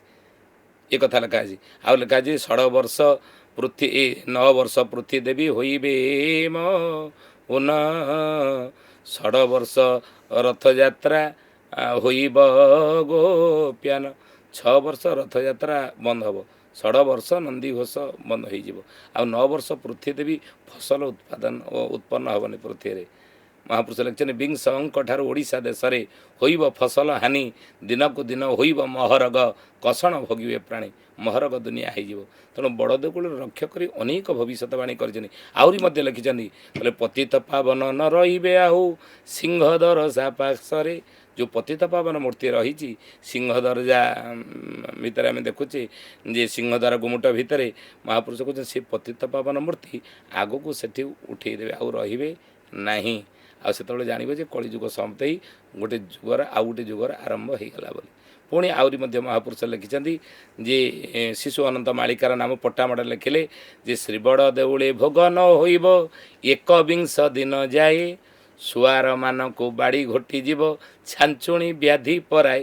ଆଉ ମୁଁ କହୁନି ଏଇଟା ମାଳିକାରେ ହିଁ ଲେଖା ଅଛି। ମାଳିକାର ନାମ ପଟ୍ଟାମଡ଼ାଣ ଶିଶୁ ଅନନ୍ତ ତାଙ୍କ ଶିଷ୍ୟ ବାରଙ୍ଗ ଆଗରେ ଲେଖିଛନ୍ତି ବଡ଼ ଦେଉଳରେ ଆଗକୁ 21 ଦିନ ନୀତି ବନ୍ଦ ହେଇଯିବ। ମାଳିକାରେ ଏମିତି ସବୁ କ'ଣ ଜିନିଷ ଲେଖା ହେଇଛି ଯେ ସେଟା ସବୁ ସତ ହେଇଛି ତ ଆହୁରି ଗୋଟେ ଶ୍ରୀମନ୍ଦିର ଉପରେ ମହାପୁରୁଷ ଲେଖିଛନ୍ତି କହିଲେ ନୀଳଚକ୍ର ଉପରୁ ପତାକା ଛିଡ଼ିଣ ପଡ଼ିବ ସମୁଦ୍ର କୂଳେ କଳଙ୍କି ରୂପକୁ ଚିନ୍ତା ପୁଣି ହେବ ଭାବିବେ କ୍ଷୀରାବ୍ଦି କୂଳେ। ଆଉ ସେଇ ବଡ଼ ଦେଉଳ ହର ଉଦ୍ୟାନରେ ମାୟା ପ୍ରକାଶିଣ ମେଳ ଛକୁ ଗ୍ରାସୁଥିବ ନୀଳଚକ୍ରବାନା ଖସିବ ସେ କାଳେ ଭକ୍ତଙ୍କୁ ଭୟ ଦେବ। ଯେତେବେଳେ ନୀଳଚକ୍ରର ପତାକା ଖସିବ ସେତେବେଳେ ଭକ୍ତମାନେ ଭୟଭୀତ ହେଇଯିବେ। ଆଉ ଆଗକୁ ଏସବୁ କ୍ଷେତ୍ରରେ ବାରମ୍ବାର ଖସେନି କି ନୀଳଚକ୍ରର ପତାକା ଖସିକି ପଡ଼ିଛି କିନ୍ତୁ ଅଚ୍ୟୁତାନନ୍ଦ ମହାପୁରୁଷ କହୁଛନ୍ତି ଯେତେବେଳେ ନୀଳଚକ୍ରର ପତାକା ଖସିକିରି ଆସିକି ପିପିଲି ଠାରେ ପଡ଼ିବ ସେ ଯେଉଁଠି ପଡ଼ିବ ସେଇଠୁ ଗୋଟେ ରୌପ୍ୟ ସିଂହାସନ ସେଠୁ ବାହାରିବ। ଆଉ ସେହି ସମୟରେ ଜାଣିବ ଯେ କଳିଯୁଗ ସମାପ୍ତ ହେଇକି ଆଉ ଗୋଟେ ଯୁଗର ସତ୍ୟ ଯୁଗର ଆରମ୍ଭ ହେଇଗଲା। କଳିଯୁଗ ସମାପ୍ତ ହେଇଯାଇଛି 5000 ସମ୍ବତ୍ସର 5 ସହସ୍ର କଳି ଶେଷ ହୋଇବ 5000 ବର୍ଷ କଳି ସମାପ୍ତ ହେଇଛି। ବର୍ତ୍ତମାନ ଯୁଗ ସନ୍ଧି କାଳ ଚାଲିଛି। ୟାପରେ ଅନନ୍ତ ଯୁଗ ପରେ ସତ୍ୟର ଆଗମନ ପୂର୍ଣ୍ଣ ସତ୍ୟର ଆଗମନ ହେଇଯିବ। 28 ଅଙ୍କେ ବଛା ବଛି ହେବ ଜାତ ହେବ ନୂଆ ସୃଷ୍ଟି 2028 ବେଳକୁ ଏସବୁ ବଛା ବଛି ସବୁ ହେବ। ଭଲ ଖରାପର ବଛା ବଛିବ। ଯିଏ ଭଲ ଲୋକ ସିଏ ରହିବେ ଯିଏ ଖରାପ ଲୋକ ସିଏ ଶରୀର ପାଲଟେଇକି ପୁଣି ଆଉଥରେ ଆସିବେ। ଆଉ ମରିବା କଥା ତ ଆମେ କହିବାନି ଅଙ୍ଗ ପାଲଟେଇକି ପୁଣି ଆଉଥରେ ଜନ୍ମ ହେବେ ଆତ୍ମା ତ ଅମର ନା। ତେଣୁ ସେଇଥିପାଇଁ ମହାପୁରୁଷ ଗୋଟେ ଖରାପ ସମୟଟା ଯିବାର ସମୟ ଆସିଯାଇଛି। ମାଳିକାରେ ଏମିତି କ'ଣ ସବୁ ଜିନିଷ ଲେଖା ହେଇଛି ଯେ ଯାହା ସତ ହେଇଛି ଆଉ ଯାହା ଆଗକୁ ଲେଖା ହେଇଛି ତାହା ସତ ହେବ ବୋଲି ଲୋକମାନେ ବିଶ୍ୱାସ କରିବେ। ଶୁଣ ଆମେ କରୋନା ମହାମାରୀକି ଯିବା। କରୋନା ମହାମାରୀ ଯଦି ମହାପୁରୁଷ ଲେଖିଛନ୍ତି ବଳଦ ସମାନ ମଣିଷ ହୋଇବ ମୁହେଁ ବାନ୍ଧୁଥିବ ତୁଣ୍ଡି ଶ୍ୱାନ ଶୃଗାଳଙ୍କୁ ମାରି ଖାଉଥିବ ଚାତକ ପକ୍ଷୀକୁ ଭଣ୍ଡି। ଦିନେ କଳିଯୁଗର ମଣିଷ ବଳଦ ଭଳିଆ ମୁହଁରେ ତୁଣ୍ଡି ବାନ୍ଧି ବୁଲିବାକୁ ବାଧ୍ୟ ହେବ। ଆମେ ମାସ୍କ ପିନ୍ଧିକି ବୁଲିଲେ ଏବଂ ସେ କହିଛନ୍ତି କାହିଁକି ନା ଅଚିନା ବ୍ୟାଧି ଯେ ଜଗତେ ଘୋଟିବ ବୈଦ ବଣା ହୋଇବେ। ଏମିତି ଗୋଟେ ଅଚିନା ବ୍ୟାଧି ସାରା ଜଗତବାସୀକି ବ୍ୟାପିଯିବ ବୈଦ କଲେ ଡାକ୍ତରମାନେ ବଣା ହେଇଯିବେ ଓ ରୋଗ ନଚିଣ ବଣା ହେଉଥିବେ ଅନେକ ପ୍ରାଣୀ ମରିବେ। ମାଳିକାର ନାମ ହେଉଛି ଚକଡ଼ା ମଡ଼ାଣ। ମହାପୁରୁଷ ଅଚ୍ୟୁତାନନ୍ଦ ତାକୁ ଲେଖିଛନ୍ତି ଶିଷ୍ୟ ରାମଚନ୍ଦ୍ରଙ୍କ ଆଗରେ କହିଲେ ଅଚିନା ବ୍ୟାଧି ଏମିତି ଆସିବ ଡାକ୍ତରମାନେ ରୋଗ ଚିହ୍ନି ପାରିବେନି। ଆମେରିକା ଭଳି ବିକାଶଶୀଳ ଦେଶରେ ଲକ୍ଷ ଲକ୍ଷ ଲୋକମାନେ କରୋନା ମହାମାରୀରେ ଏମାନେ ସବୁ ବିନାଶ କଲେ। ଏ ରୋଗଟା କେବେ ଆସିବ ଭାରତକୁ ବୋଲି ମାଳିକାରେ ମଧ୍ୟ ମହାପୁରୁଷ ଲେଖିଥିଲେ। 22 ଯେବେ ବର୍ଷ ବୋଲାଇବ ବହୁ ବିତିପାତ ହେବ ଅଚିନା ବ୍ୟାଧିରେ ପ୍ରାଣୀଏ ମରିବେ ହାହାକାର ପଡ଼ିଯିବ। 22 ଦୁଇଟା ବିଂଶ ବିଂଶ କଲେ 20 ଦୁଇଟା 20 ହେଲେ କେତେ 2020। ତେଣୁ କରୋନା କୋଭିଡ୍-19 ଚାଇନାରୁ 19 ଆସିଲା କିନ୍ତୁ ଭାରତକୁ ଆସିଲା ବେଳକୁ 2020 ହେଇଯାଇଥିଲା। ତେଣୁ ଏଇ ଭାରତରେ ଯେତେବେଳେ ଏ ରୋଗଟା ବ୍ୟାପିବ ଭାବୁଛନ୍ତି 2020 ମସିହା ହେଇଯିବ। 22 ଯେବେ ବର୍ଷ ବୋଲାଇବ ବହୁ ବିତିପାତ ହେବ। ଏହା ବ୍ୟତୀତ ଆଉ କ'ଣ ଏମିତି ମାନେ ଲେଖା ଥିଲା ଯୋଉଟା ସତ ଆହୁରି ହେଇଛି? ଦେଖନ୍ତୁ ଶ୍ରୀମନ୍ଦିର ଉପରେ ଲେଖିଥିଲେ ଆମେ ଆଲୋଚନା କଲେ ବୁଦ୍ଧର ପକ୍ଷୀ ବସିବା ପଥର ଖସିବା ତାପରେ ପତାକା ଛିଡ଼ିକି ଖସିବା ଏସବୁ ମାଳିକାରେ ଲେଖା ହେଇଥିଲା। ଆହୁରି ମଧ୍ୟ ମହାପୁରୁଷ ଲେଖିଛନ୍ତି, ଆମେ ଗତ ଆଲୋଚନା କରୁଥିଲେ ସେତେବେଳେ ସେ ଲେଖିଛନ୍ତି ଯେ ଖଡ଼ିକାର ଖଡ଼ି ବଣା ହୋଇଯିବ ତିଥି ଲଗ୍ନ ନ ମିଳିବ ମିଳେଛ ନିବାରଣେ ପ୍ରଭୁ ଦାସରଥୀ ସେକାଳେ ଉଦୟ ଧ୍ରୁବ। ଆପଣ ଦେଖନ୍ତୁ ତାହା ମଧ୍ୟ ହେଇଗଲା। ଆହୁରି ମଧ୍ୟ ଲେଖିଛି ସାରଳା କରିବେ କୁଟଲ ବଉଳ କଟକେ ଲାଗିବ ଗୋଳ କାଳିଆ ବୋଦାରେ ମିଳେଛ ସଂଗାରଣ ଆସିଗଲାଣି ସେ ବେଳ। ତେଣୁ କଟକରେ ଗୋଳ ମଧ୍ୟ ଆରମ୍ଭ ହେଲା। ଆପଣ ଜାଣିଥିବେ ଏ କଟକ ଗୋଳ ମଧ୍ୟ କିଛି ଏଇ ବର୍ଷେ 1.5 ବର୍ଷ ତଳେ କଟକରେ ଗୋଳ ହେଉନଥିଲା କି? ତେଣୁ ତାହା ମଧ୍ୟ ମାଳିକାରେ ଲେଖା ଅଛି, ତାହା ମଧ୍ୟ ହେଇଯାଇଛି। କିଛି ଲୋକ କୁହନ୍ତି ନା ଆମେ ଆଖିରେ ନ ଦେଖିଲେ ତ ବିଶ୍ୱାସ କରୁନୁ, ମାନେ ମାଳିକା ସହିତ ସାଇନ୍ସର କ'ଣ ସାମଞ୍ଜସ୍ୟ ଅଛି? ବର୍ତ୍ତମାନ ବିଜ୍ଞାନ କହୁଛି ଯେ ଆମର ଯେଉଁ ଉତ୍ତର ମେରୁ ଦକ୍ଷିଣ ମେରୁ ରହିଛି ବରଫ ପାହାଡ଼, ଉତ୍ତର ମେରୁ ଦକ୍ଷିଣ ମେରୁ ବରଫ ପାହାଡ଼ମାନ ରହିଛି। ବିଜ୍ଞାନ ଏବେ କହୁଛି ଯେ ବରଫମାନ ତା ଧୀରେ ଧୀରେ ତରଳିବ। କାହିଁକି ନା ସୂର୍ଯ୍ୟତାପ ପ୍ରଖର ହେବ, କ୍ଲାଇମେଟ୍ ଚେଞ୍ଜ ହେଉଛି ନା, ଋତୁଚକ୍ର ଅସ୍ୱାଭାବିକ ଋତୁଚକ୍ରର ପରିବର୍ତ୍ତନ ଘଟୁଛି। ଆଉ ଆଜି ବିଜ୍ଞାନକୁ କହୁଛି ଅସ୍ୱାଭାବିକ ଋତୁଚକ୍ର ପରିବର୍ତ୍ତନ, ଜଳବାୟୁ ପରିବର୍ତ୍ତନ ଅସ୍ୱାଭାବିକ ଭାବରେ। ସେଇଥିପାଇଁ ଆମକୁ ସତର୍କ କରୁଛନ୍ତି, ସଚେତନତା ସୃଷ୍ଟି କରୁଛନ୍ତି, ତୁମେ ଏଇଆ କର, କେମିତି ପ୍ରକୃତିକୁ ଆମେ ବାଲାନ୍ସ ରଖିବା। ଏ କଥାକୁ 600 ବର୍ଷ ତଳେ ସେମାନେ ଲେଖିଥିଲେ ଏହା ହେବ ବୋଲି। ମାଘ ମାସେ ମହାଗ୍ରୀଷ୍ମ ହୋଇବ ବୈଶାଖ ମାସରେ ଶୀତ 13 ଦିନେ ଷଡ଼ ଋତୁ ଭୋଗ ହେବ ଶୁଣତୁ ବିନତା ସୁତ। ବିନତା ସୁତ କଲେ କି ଗରୁଡ଼କୁ ଭଗବାନ କୃଷ୍ଣ ଦ୍ୱାପର ଯୁଗରେ କହୁଛନ୍ତି, ହେ ଗରୁଡ଼ ଏ ମାଘ ମାସେ ମହାଗ୍ରୀଷ୍ମ ହୋଇବ, ମାଘ ମାସରେ ବାଘ ଭଳି ଶୀତ ହେବା କଥା। ସେ କହିଲେ ଜୋର ଗରମ ହେବ, ଲୋକ ଫ୍ୟାନ୍ ଦେଇକି ଶୋଇବେ। ଆମେ ଶୋଉଥିଲେ ଭୁବନେଶ୍ୱର କ'ଣ ଫ୍ୟାନ୍ ଦେଇକି ମାଘ ମାସରେ ଶୋଇନେ? ବୈଶାଖ ମାସରେ ଶୀତ ଋତୁଟା ଆସିଲା ବେଳକୁ ବୈଶାଖ ମାସ ହେଇଯାଇଥିବ, ଶୀତ ପଡ଼ିଲା ବେଳକୁ। କାହିଁକିନା ସେତେବେଳେ ଟିକେ ବର୍ଷା ଟିକେ ଜୋର ହେଇଗଲେ 4-5 ଦିନ ସାଇକ୍ଲୋନ ହେଇଗଲେ ଦେଖିବେ ଲୋକ ଘୋଡ଼େଇକିରି ଶୋଇବେ। 13 ଦିନେ ଷଡ଼ ଋତୁ ଭୋଗ ହେବ। 6ଟା ଋତୁ 13ଟା ଦିନରେ ଲୋକମାନେ ଭୋଗିବେ। 6ଟା ଋତୁକୁ ଆମେ 12ଟା ମାସରେ ଭୋଗୁନାହାନ୍ତି କି? ଗ୍ରୀଷ୍ମ ବର୍ଷା ଶରତ ହେମନ୍ତ ଶୀତ ବସନ୍ତ 12ଟା ମାସରେ 6ଟା ଋତୁକୁ ଭୋଗୁଛନ୍ତି, କିନ୍ତୁ 13ଟା ଦିନରେ 6 ଋତୁକୁ ଲୋକମାନେ ଭୋଗିଦେବେ। ଋତୁଚକ୍ରର ଅସ୍ୱାଭାବିକ ପରିବର୍ତ୍ତନ ବିଜ୍ଞାନୀମାନେ ଆଜି କହୁଛନ୍ତି, ଯା ଏ ତ 600 ବର୍ଷ ତଳେ ଲେଖିଲେ ନା। ଶ୍ରାବଣ ମାସରେ ଭାଙ୍ଗିବ ନଡ଼ିଆ ବୈଶାଖେ ଫୁଟିବ କହିଁ ଗୋଚର ଦଣ୍ଡାକୁ ଚଷି ଯିବେ ଚଷା ଧର୍ମକୁ ବରଜି ଦେଇ। କହିଲେ ଶ୍ରାବଣ ମାସରେ ଭାଙ୍ଗିବ ନଡ଼ିଆ, ତାମାନେ କ'ଣ? ଆଷାଢ଼ ଶ୍ରାବଣରେ ବର୍ଷା ଜୋର ହେଇକି ମାଟି ନରମ ରହିବା କଥା। ସେ କହିଲେ ଆଷାଢ଼ ଶ୍ରାବଣରେ ବର୍ଷା ଅଭାବ ହେବ, ନଡ଼ିଆ ପିଟି ଦେଲେ ଏତେ ମାଟି ଟାଣ ହେଇଥିବ ଯେ ଭାଙ୍ଗିଯିବ। ବୈଶାଖେ ଫୁଟିବ କହିଁ, ବୈଶାଖ ମାସରେ ବନ୍ୟା ସୃଷ୍ଟି ହେଇ ନଦୀ ନାଳ ଫୁଲ ରହିବ। ଆଷାଢ଼ ମାସରେ ବର୍ଷା ହେଇଥିଲା, ଶ୍ରାବଣ ମାସରେ ମଧ୍ୟ ବର୍ଷା ହେଇଛି, ଆଷାଢ଼ ଶ୍ରାବଣ ଭାଦ୍ରବ ମାସରେ ମଧ୍ୟ ବର୍ଷା ହେଇଛି, ଆଷାଢ଼ ଶ୍ରାବଣ ଭାଦ୍ରବ ଆଶ୍ୱିନ ମାସରେ ମଧ୍ୟ ବର୍ଷା, କାର୍ତ୍ତିକ ମାସରେ ବର୍ଷା, ପୁଷ ମାସରେ ବର୍ଷା, ମାର୍ଗଶିର ମାସରେ ବର୍ଷା, ଇଏ ଚୈତ୍ର ମାସରେ ମଧ୍ୟ ହେଇ ସେ ପାଣିପାଗ ମାନେ କହୁଛନ୍ତି ଏଇ ବର୍ଷା ହେବ। ତେଣୁ ସବୁ ମାସରେ ବର୍ଷା ହେଉନି। ଋତୁଚକ୍ରର ଅସ୍ୱାଭାବିକ ପରିବର୍ତ୍ତନ ଆଜି ସିନା ବିଜ୍ଞାନ କହୁଛି, ଏବେ ସେତେବେଳେ ସେମାନେ କହିଦେଉଥିଲେ। ତେଣୁ ଆଧ୍ୟାତ୍ମ ବିଜ୍ଞାନ ଉଭୟ ପୂରକ। ଆଧ୍ୟାତ୍ମ ବିନା ବିଜ୍ଞାନ ପ୍ରମାଣ କୌଣସି ଗୋଟେ ସିଦ୍ଧାନ୍ତକୁ ମାନେ ବାହାର କରିପାରିବ, ଗୋଟେ ସିଦ୍ଧାନ୍ତକୁ ସେ ଗ୍ରହଣ କରିପାରିବ ନାହିଁ। କି ଆଧ୍ୟାତ୍ମ ବିନା ବିଜ୍ଞାନ ହେଉଛି ଅନ୍ଧ, ଆଉ ବିଜ୍ଞାନ ବିନା ଆଧ୍ୟାତ୍ମ ମଧ୍ୟ ପ୍ରମାଣହୀନ, ମାନେ ପ୍ରମାଣିତ ନୁହଁ। ତେଣୁ ଆଧ୍ୟାତ୍ମ ଏବଂ ବିଜ୍ଞାନ ଉଭୟ ପରିପୂରକ। ପଞ୍ଚସଖା ମାନେ ବହୁତ ବଡ଼ ବିଜ୍ଞାନୀ ଥିଲେ, ଜ୍ୟୋତିର୍ବିଦ ଥିଲେ। ସେ ଗୋଟିଏ ଜାଗାରେ ବସି ସାରା ବିଶ୍ୱର କଥା କେମିତି କହିଲେ? ସେତେବେଳେ ଦେଖନ୍ତୁ ବାଉଁଶ ନଳୀରେ ଦେଖିପାରୁଥିଲେ ସାରା ବ୍ରହ୍ମାଣ୍ଡର ସ୍ଥିତି, ଏଇକିନା ବିଜ୍ଞାନ ଦେଖୁଛି। ତେଣୁ ଚିନ୍ତା କରନ୍ତୁ, ଆଧ୍ୟାତ୍ମ ଯୁଗ ଦୁଇଟା ଅଲଗା ନୁହଁ, କିନ୍ତୁ ତାକୁ ଗ୍ରହଣ କରିବା ଦରକାର। ମାନେ ମାଳିକାରେ ଲେଖା ହେଇଛି କି ନାହିଁ ମଣିଷର ଆଚାର ବିଚାର କେଉଁଭଳି ହେବା ଦରକାର, ଆଉ ଯଦି ନ ହେବ କ'ଣ ତାର ଅସୁବିଧା ହେବ? ଅଚ୍ୟୁତାନନ୍ଦ ମହାପୁରୁଷ ଲେଖିଲେ ଯେ ଘୋର କଳି ଯେତେବେଳେ ଆସି ଆଚ୍ଛାଦିବ ଏ ମହି ତଳେ ଲୋ ଯାଇ ଫୁଲ ହିଂସାବାଦ ପରସ୍ପରେ ଯାଇ ଫୁଲ ଲୋ। ବିଜ୍ଞାନ କହୁଛି ଏବେ ସୂର୍ଯ୍ୟତାପ ପ୍ରଖର ହେବ। 600 ବର୍ଷ ତଳେ ଅଚ୍ୟୁତାନନ୍ଦ ମହାପୁରୁଷ ଯେତେବେଳେ କାଗଜ କଲମର ଉଦ୍ଭାବନ ହେଇନଥିଲା, ସେତେବେଳେ ତାଳପତ୍ର ଲେଖନରେ ଲେଖିଥିଲେ ଦ୍ୱାଦଶ ସୂର୍ଯ୍ୟ ହୁଇବ 13 ଦିନ ବ୍ୟାପୀ ରାମ 13 ଦିନ ବ୍ୟାପୀ ଏହି ଘଟଣା ଘଟିବ ଥାଅ ତୋଇ ସାକ୍ଷୀ ବାବୁ ଥାଅ ତୋଇ ସାକ୍ଷୀ। କହିଲେ ଦ୍ୱାଦଶ ସୂର୍ଯ୍ୟ, ଗୋଟିଏ ସୂର୍ଯ୍ୟ କିରଣ ମେ ମାସରେ ହେଇଯାଉଛି 45 ଡିଗ୍ରୀ ଉପରେ ଟେମ୍ପରେଚର, ନୁହେଁ କି? ତେଣୁ 12ଟା ସୂର୍ଯ୍ୟର କିରଣ ଯେତେ ସେତିକି ଉତ୍ତାପ ଆଗକୁ ହେବ। ଆଉ ହେଲେ ଯେଉଁ ବରଫମାନ ତରଳିବ, ଦକ୍ଷିଣ ମେରୁ ଉତ୍ତର ମେରୁ ଥିବା ବରଫ ପାହାଡ଼କୁ ତରଳିଲେ ଜଳପ୍ରଳୟର ସମ୍ଭାବନା ଏଡ଼ା ଯିଏ ନପାରେ।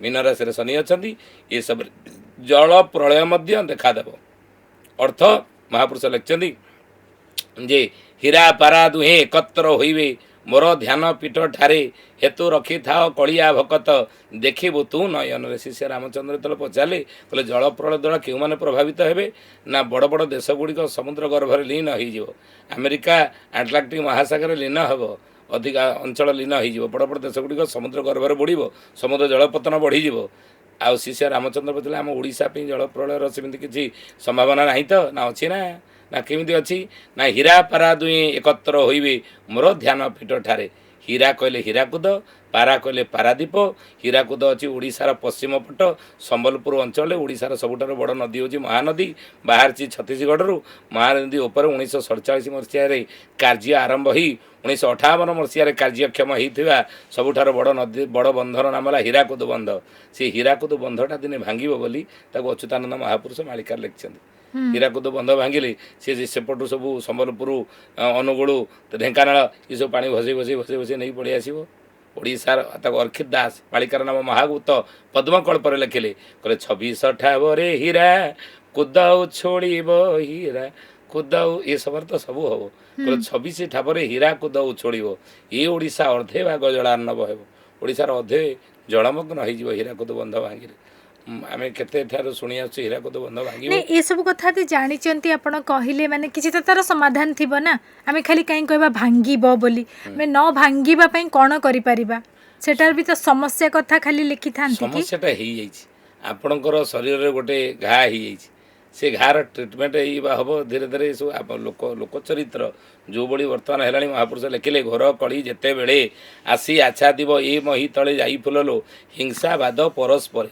परस्पर भितर हिंसावाद आगुरी आप देखिए पड़िशा आमर परिवार भाया चलुले आमर पड़िशा जी आम सहित परिवार भाया चलुले कि बर्तमान आम परिवार पड़िशा भाया चलुचे आम परिवार लोक सहित पड़िशा भाया चलुना कहीं कौन असुविधा कौन ना घोर कली जिते बेले आसी आच्छादिब एम ही तले जाई फुललो हिंसावाद परस्पर परस्पर भितर हिंसावाद आज पूरी जाइए सेतबले पड़िशा घर जदि कौन असुविधा होता आम साहाय्य सहयोग करुले किंतु एकना भाई भाई को साहाय्य करूना ये स्थिति कहार क्या भितर कंटाक्ट आम रहीचे कि कनेक्शन ना आम बाप बाप सहित पुओ कंटाक्टर अच्छी पुआ अमेरिकार अच्छी बाप अच्छी इंडिया रे कंटाक्टर अच्छी फोन सब करुचे कि कनेक्शन कहीं पुओ जब घर को आसूची बाप टे चाहूँगी बापारे कई दिन रहा बापा मोर छुट्टी बेसी ना मोटे मैक्सिमम 3 दिन रहीपर घरे ना 3 दिन रहा टे बसन ना ना ऑफिस वर्क बहुत वर्क लोड मो उपरे तेणु होम घरे बसिकी ऑफिस काम लैपटॉप कर बापा पाखे पुओ बसिया समय ना तेणु आम कनेक्शन ने नहांती कंटाक्ट अच्छा फोन करुचे कि कनेक्शन नहीं आत्मीयता परस्पर आसब कि आत्मीयता आसब ना से असुविधाटा बर्तमान से असुविधाटा सजाड़ी हम केमी कई कौन गीता भागवत रामायण महाभारत जिते कहले मनीष बुझीबनी ये समय अच्युतानंद महापुरुष लिखिं कृष्ण संगे प्रीति नथिब काहारी नाम गाइबे अनेक मोर कोठ धन मुकुला होइब अंध पाखे दीप रख अंध पाखरे दीप रखा जहाँ कलिजुगर लोक निकट में ये भल बाट देखा हूँ से कहीं से विपरीत बुझे आ विपरीत जे पर्यटन नाक पानी पशिनी से पर्यटन सचेतनता सृष्टि हे ना मुझे एरसमा अंचल को जाइली 4-5 जन मत पचार कर आज्ञा 1999 मसीहा अक्टोबर 29 तारिख महाबात्या एपटू आसाला सबूक देखो निश्चिन्न होगा ये अंचल बाली चरीगला आप खबर ने आंबिकी हो नुआ गाँ हो जो बाली चरी जाता एरसमा किंतु आउ के बात्या फात्या आसो ये अंचल को मालिकार लिखाएनि टे कहूना मुझे पचारे मुझे बात्या कहीं एत खोजुनि कौन कहीं एत खोजुनि बात्या गोटे खराब बात्या हेल्ले असुविधा हे धन जीव जीवन जीव केते असुविधा हे आ तुम बात्या कहीं खोज गोटे असुविधाटा कहीं खोज विपद को कहीं खोज कि सीना भल जिन खोजती आज्ञा शुणु 1999 मसीहा अक्टोबर बात्या जो अक्टोबर 29 जो भिन्न होती भाई आम एकाठी गलु 20-40 वर्ष धरी जो भाई भाई भीतर आम पड़ू नाला आम द्वार मोर निया निमत जाऊना से भाई आम घर द्वार मो माड़ती निया निमत कि महाबात्या 1999 मसीहा बात्याटा आम आम भिन्न होती भाई की एकाठी करदेला बोले केमी ना गोटे हाँटे चाउल फुटला गोटे सब जाक बाली चरीगला गोटे हाँडी में आम गाँटा जाक से खाइलु आम भाई से खाइला सब राम भाया हो गलु मोर भल है महाबात्याटा तुमको रावण रू राम करदेला संपर्कटा तुम पुणी भल होगला ना आज्ञा कौन भल होगला ଯେମିତି 4-5 ଦିନ ଖଣ୍ଡେ ଯାଇଛି ରିଲିଫ୍ ମିଳିଗଲା, ସରକାରୀ ସାହାଯ୍ୟ ମିଳିଗଲା, ପୁଣି ରାବଣଙ୍କ ଭଳିଆ ସମସ୍ତେ ହେଇଗଲୁ। ମହାବାତ୍ୟା ଏକ ଲାଭଦାୟକ ବାତ୍ୟାରେ ପରିଣତ ହେଇଗଲା। ଆଉ ଦେଖୁଛନ୍ତି ସବୁ ଯାକ ଚାଳ ଘର ଥିଲା, ସବୁ ଯାକ କୋଠା, ଆମର ସବୁ ଯାକ କୋଠା ସରକାର ସାହାଯ୍ୟ ପାଇକରି। ଆଉ କେବେ ଯଦି ବାତ୍ୟା ଆସିବାର ଅଛି ଟିକେ ଆଗରୁ ଆମକୁ କହିଥାନ୍ତୁ, ଆମେ ଯାହା କିଛି କରିବାକୁ ଚାହୁଁଛୁ ଆଉ ସେଗିଣା ଏଇଗିଣା ଆଉ କରିବୁନୁ, ସେତେବେଳେ ସରକାରୀ ସାହାଯ୍ୟ ପାଇଲେ ଆମେ ସବୁ କରିବୁ। ବୁଝିଲେ, ଲୋକ ଚରିତ୍ର ବର୍ତ୍ତମାନ ଏଇଭଳିଆ। ତେଣୁ କରୋନା ବେଳେ କିଏ ଘଣ୍ଟ ବଜେଇଲେ, କିଏ ଶଙ୍ଖ ଫୁଙ୍କିଲେ, କିଏ ଦୀପ ଜାଳିଲେ, ସବୁ ଜାଗା ରାମଙ୍କ ଭଳିଆ ହେଇଗଲେ। ଯେମିତି କରୋନା ପ୍ରଭାବ ଟିକେ ଚାଲିଗଲା, ପୁଣି ଦେଖିଲା ବେଳେ ଆପଣ ଦେଖୁନାହାନ୍ତି ସବୁ ଜାଗାରେ ଦୁର୍ନୀତି। ଆପଣ ଅଚ୍ୟୁତାନନ୍ଦ ମହାପୁରୁଷ ଲେଖିଛନ୍ତି, କହିଲେ ଶ୍ରୀରଙ୍ଗଠାରେ ଯୁଦ୍ଧ ହୋଇବ, ଶ୍ରୀମନ୍ତ ଭକ୍ତ ସୁଖ୍ୟାତି ପାଇବ, ଶ୍ରୀ ଗୁରୁମାନେ ପୁଣି ଯେ ଶିଷ୍ୟକୁ ଠକିବେ, ମିଥ୍ୟା କହୁଥିବେ, ବିଦ୍ୟାକୁ ବାଣିଜ୍ୟ କରିହେ। ବିଦ୍ୟାଟା ବାଣିଜ୍ୟରେ ପରିଣତ ହେଇଯିବ। ଅଚ୍ୟୁତାନନ୍ଦ ମହାପୁରୁଷ ଲେଖିଥିଲେ। ଆଜି ହେଇନି, ବିଦ୍ୟାଟା ଦାନ ଥିଲା, ଗୁରୁକୂଳେ ଶିଷ୍ୟମାନେ ରହୁଥିଲେ। ପୁରା ଆମେ ଆଜିକୁ 50 ବର୍ଷ ତଳକୁ ଯଦି ଚାଲିଯିବା, ସେତେବେଳେ କ'ଣ ଶିକ୍ଷକ ସିଏ ତା'ର କେବଳ ଭାବୁନଥିଲା ଯେ ମୁଁ ଚାକିରି କରିଛି, 2 ପଇସା ରୋଜଗାର କରିବି, 2 ପଇସା ଦରମା ପାଇବି, ମୋର 8 ଘଣ୍ଟା ଏଠି ବସିଗଲେ ମୁଁ ଘରକୁ ପଳେଇବି, ଏଇ କଥା ଭାବୁନଥିଲା।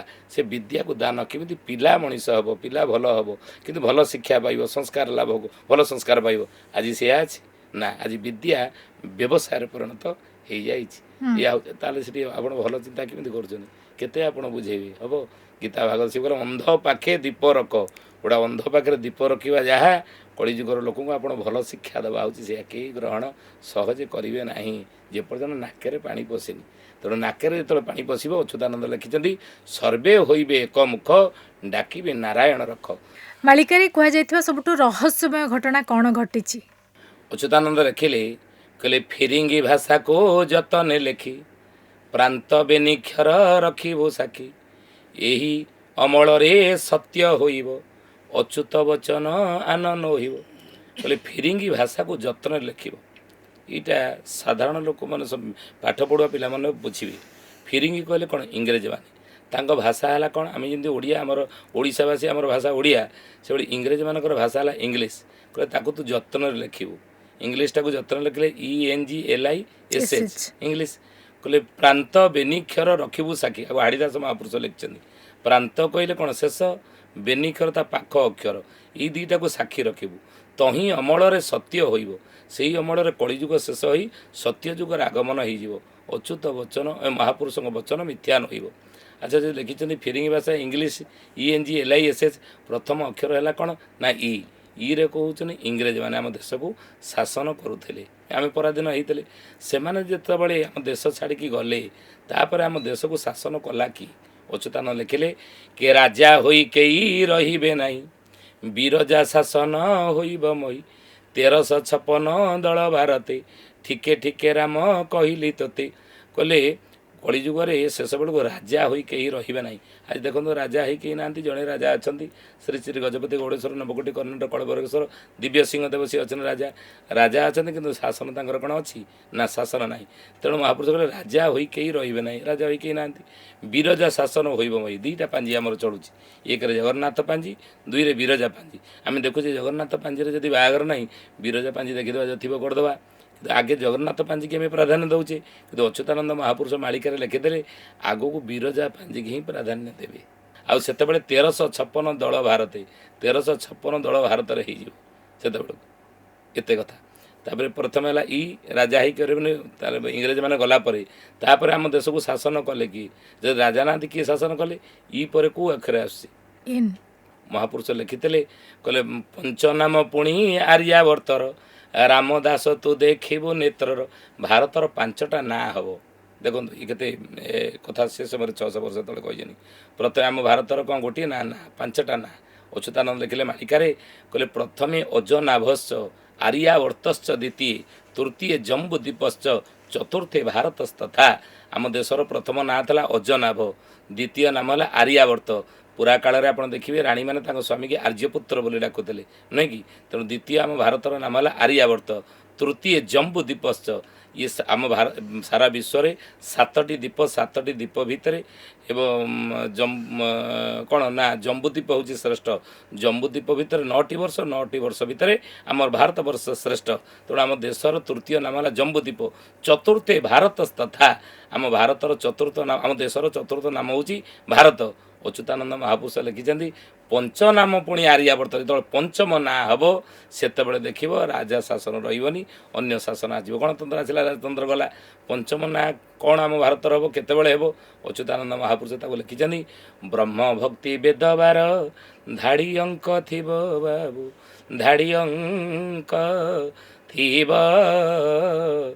यही समय सत्य जुग आद्य प्रवेशिब से कहले ब्रह्म कहले एक ब्रह्म द्वितीय नास्ति भक्ति कहले नवदा भक्ति नुहे कि एक न धाड़ी अंक गोटे धाड़ी लिखा 19 है ब्रह्म भक्ति वेद वेद कहले 4 वेद ऋग यजुर साम अथर्व 1 9 4 बुझे तापर ब्रह्म भक्ति वेद 12 12 कहले 7 12 सब मंगल बुध गुरु शुक्र शनि रवि 1 9 4 7 केते हला 1 9 1947 से आम भारतर पंचम ना हो इंडिया इंडिया होगा independent national declare in August तेणु 1947 मसीहा अगस्ट 15 तारीख देश स्वाधीन होगा से आम देशर नुआ ना है इंडिया बुझे कि तेणु जो हम से शासन को किए आस राजा शासन रही किए आसपर एन एन किए आसवे ना नेहरू जवाहरलाल नेहरू आम देशर प्रथम प्रधानमंत्री है नुहे कि तापर ई एन गला तापर कौन जी जी रे किए आसवे ये जवाहरलाल नेहरू गलापर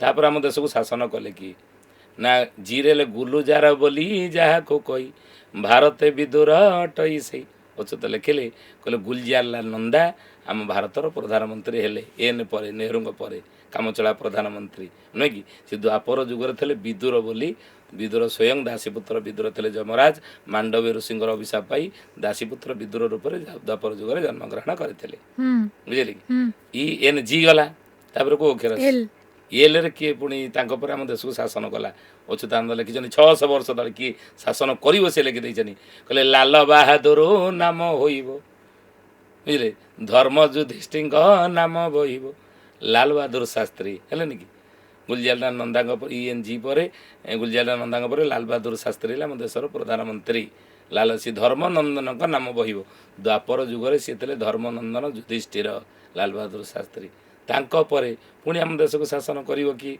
अच्युतानंद महापुरुष मालिकार लिखि देते 600 वर्ष तलू एन जी एल गला तापर आई आई रे कौन से लिखले त्रिजटा वंश हो त्रिजटा वंश पुणी होइथिबो त्रिजटा वंश होइथिबो तीनोटी जाति रे ज्ञान संभव त्रिजटा वंश से होइथिबो तीनोटी जाति रे ज्ञान संभव आई आई रे कि इंदिरा गांधी आम देशर प्रधानमंत्री हेले नारी राजा होई काल कटाइब लोके ताहाकु मानि आम पुराणा कथा कहूचे जोटा कि सत होइछि मिराकिली आश्चर्यकर नारी राजा होई काल कटाइब लोके ताहाकु मानिबे सेही दिन नारी प्रबल होइबे गुरु स्वामी न मानिबे अच्युतानंद महापुरुष लिखिले जो इंदिरा गांधी पूर्वर नारी मानक एते स्वाधीनता मिल नथिला घर चारिकांथा भितर गोटे पुरुषर बिना अनुमति रे घर रे एरुडी बंद जीवाई गोटे नारीटी साहस करुनथला कारण परदा प्रथा सतीदाह प्रथा बाल्य विवाह प्रथा समाज रे प्रचलित होता से समय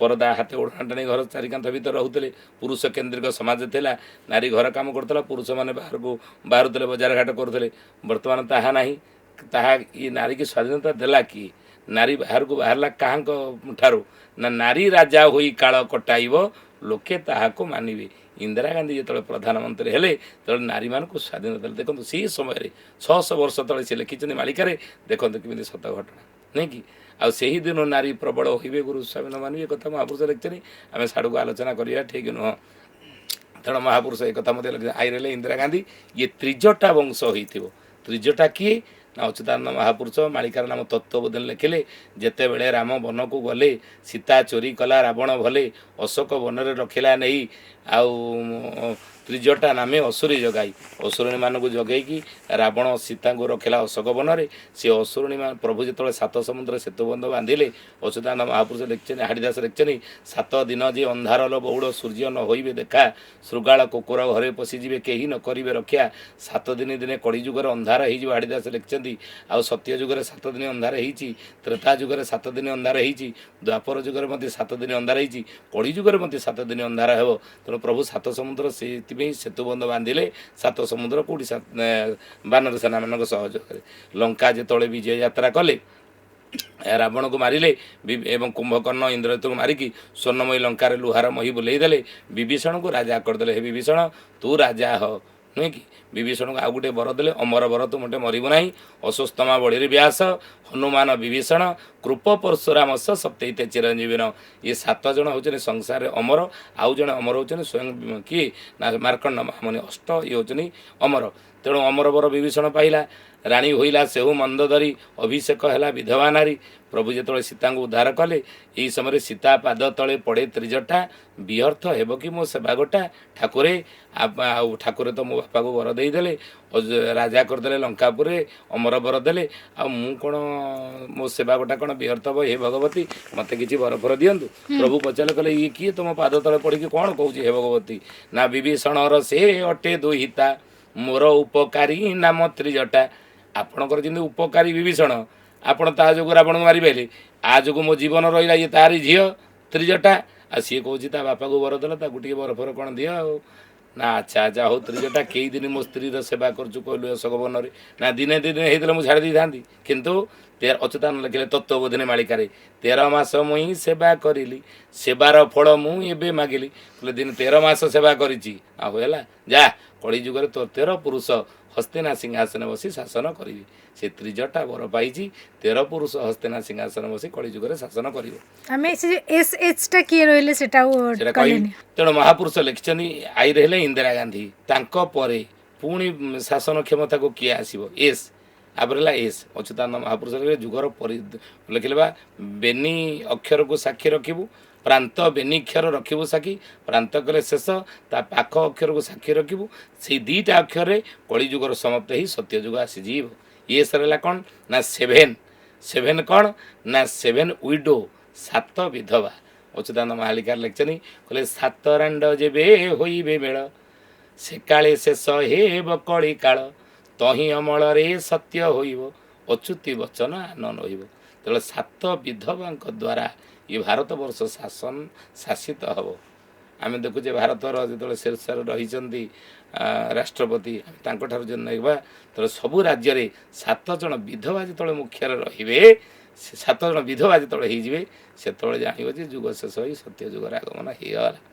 तापर एस गला यहाँ हम आगू आहरी आलोचना कले बहुत विस्तारित हो 7 जन किए किए साड़ू जावानी तेणु एस पर एच है हनेस्ट साधुता से धर्मतंत्र द्वारा राजतंत्र परिचालित हम जड़े धार्मिक व्यक्ति संपन्न व्यक्ति माने राजनीति क्षेत्र को आसवे जहाँ द्वारा देश पुणी थे राम राज्यर गौरव लाभ कर राम राज्यर प्रतिष्ठा हे देश सबु देश माने भारत निकट में मथानत करेंगे एवं सबु देश माने अर्थनीति हो कि अन्य कौ देश मैंने भारत को टपीबेनी सबू उपरे भारत ही रहिबो आध्यात्मर ध्रुव केन्द्र रूप से सारा विश्व को भारत आलोकित करिवो एवं भारत ही जगत गुरु हबो बोली मालिकारे लिखा है भाबुची आमर आज माने एपिसोडटा को जो माने सुनिबे जानि परिबे एटा जहाँ भी आमे आलोचना करिचु मालिकारे जहाँ जहाँ लेखा होइछि ताकू नै कि आमे आलोचना करिचु एथिरे आमर किछि निजस्व मत नहीं आमे मालिकार ना कहले को मालिकार से माने लिखिचंदी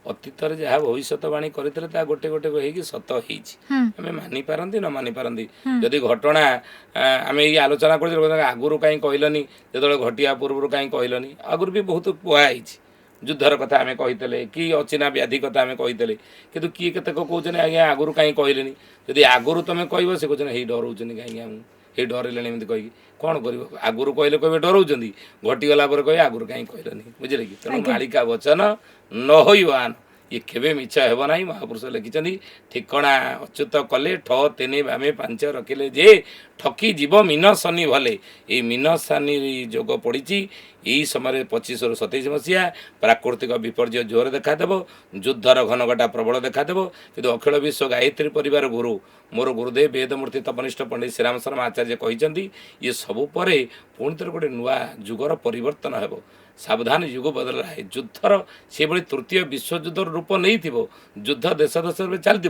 किंतु अणु परमाणु युद्ध परमाणु युद्ध होगा दिज्व नहीं साधु सन्त मानकर ऋषि मुनि मानकर महात्मा महापुरुष मानकर तपश्चर्या यज्ञ होम एवं आध्यात्मिक जो कार्यक्रम गुड़िक आम करुचे जप तप जाग यज्ञ एवं तप ये सब फल जदि विराट पहाड़ भली विपद रही धीरे धीरे प्रशमित हो पत्थर भली देहरे बाजिव बुझे कि कमी जाकि पत्थर भली देहरे बाजिव मो गुरुदेव आश्वासन बाणी कर पृथ्वी ध्वंस हो ना कि आपर गोटे भल समय आसो बोली महापुरुष मैंने कहते अनेक सन्त महात्मा मैंने कहते अनेक धर्म गुरु मैंने आश्वासन देते डर ना कि खराब तत्व रहा बेल ठारू तुम्हें परिवर्तन हो जाओ निजर आचार निजर चिंतन निजर चरित्र को परिवर्तन कर आहारे सात्विकता शुद्ध सात्विक शाकाहार भोजन कर कहीं द्वादश महापुरुष लिखिं माछ मांस खिया जन न सही पारे सूर्य किरण आम आलोचना करी सूर्य किरण प्रखर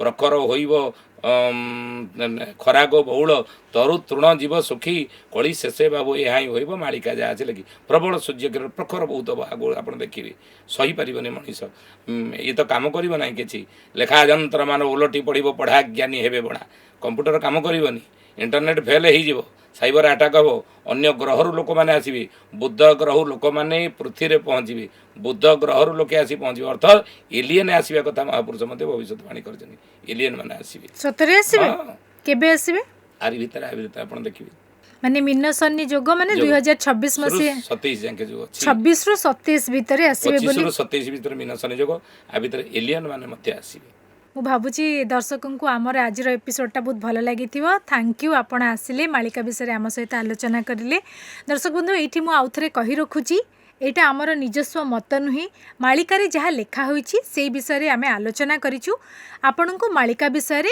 अधिक भल भाव बुझे देइचंती परिव्राजक प्रमोद कुमार पृष्टि आज एपिसोड को ये रखुची पुणी देखा आउ एक नुआ एपिसोड सह रहुची नमस्कार।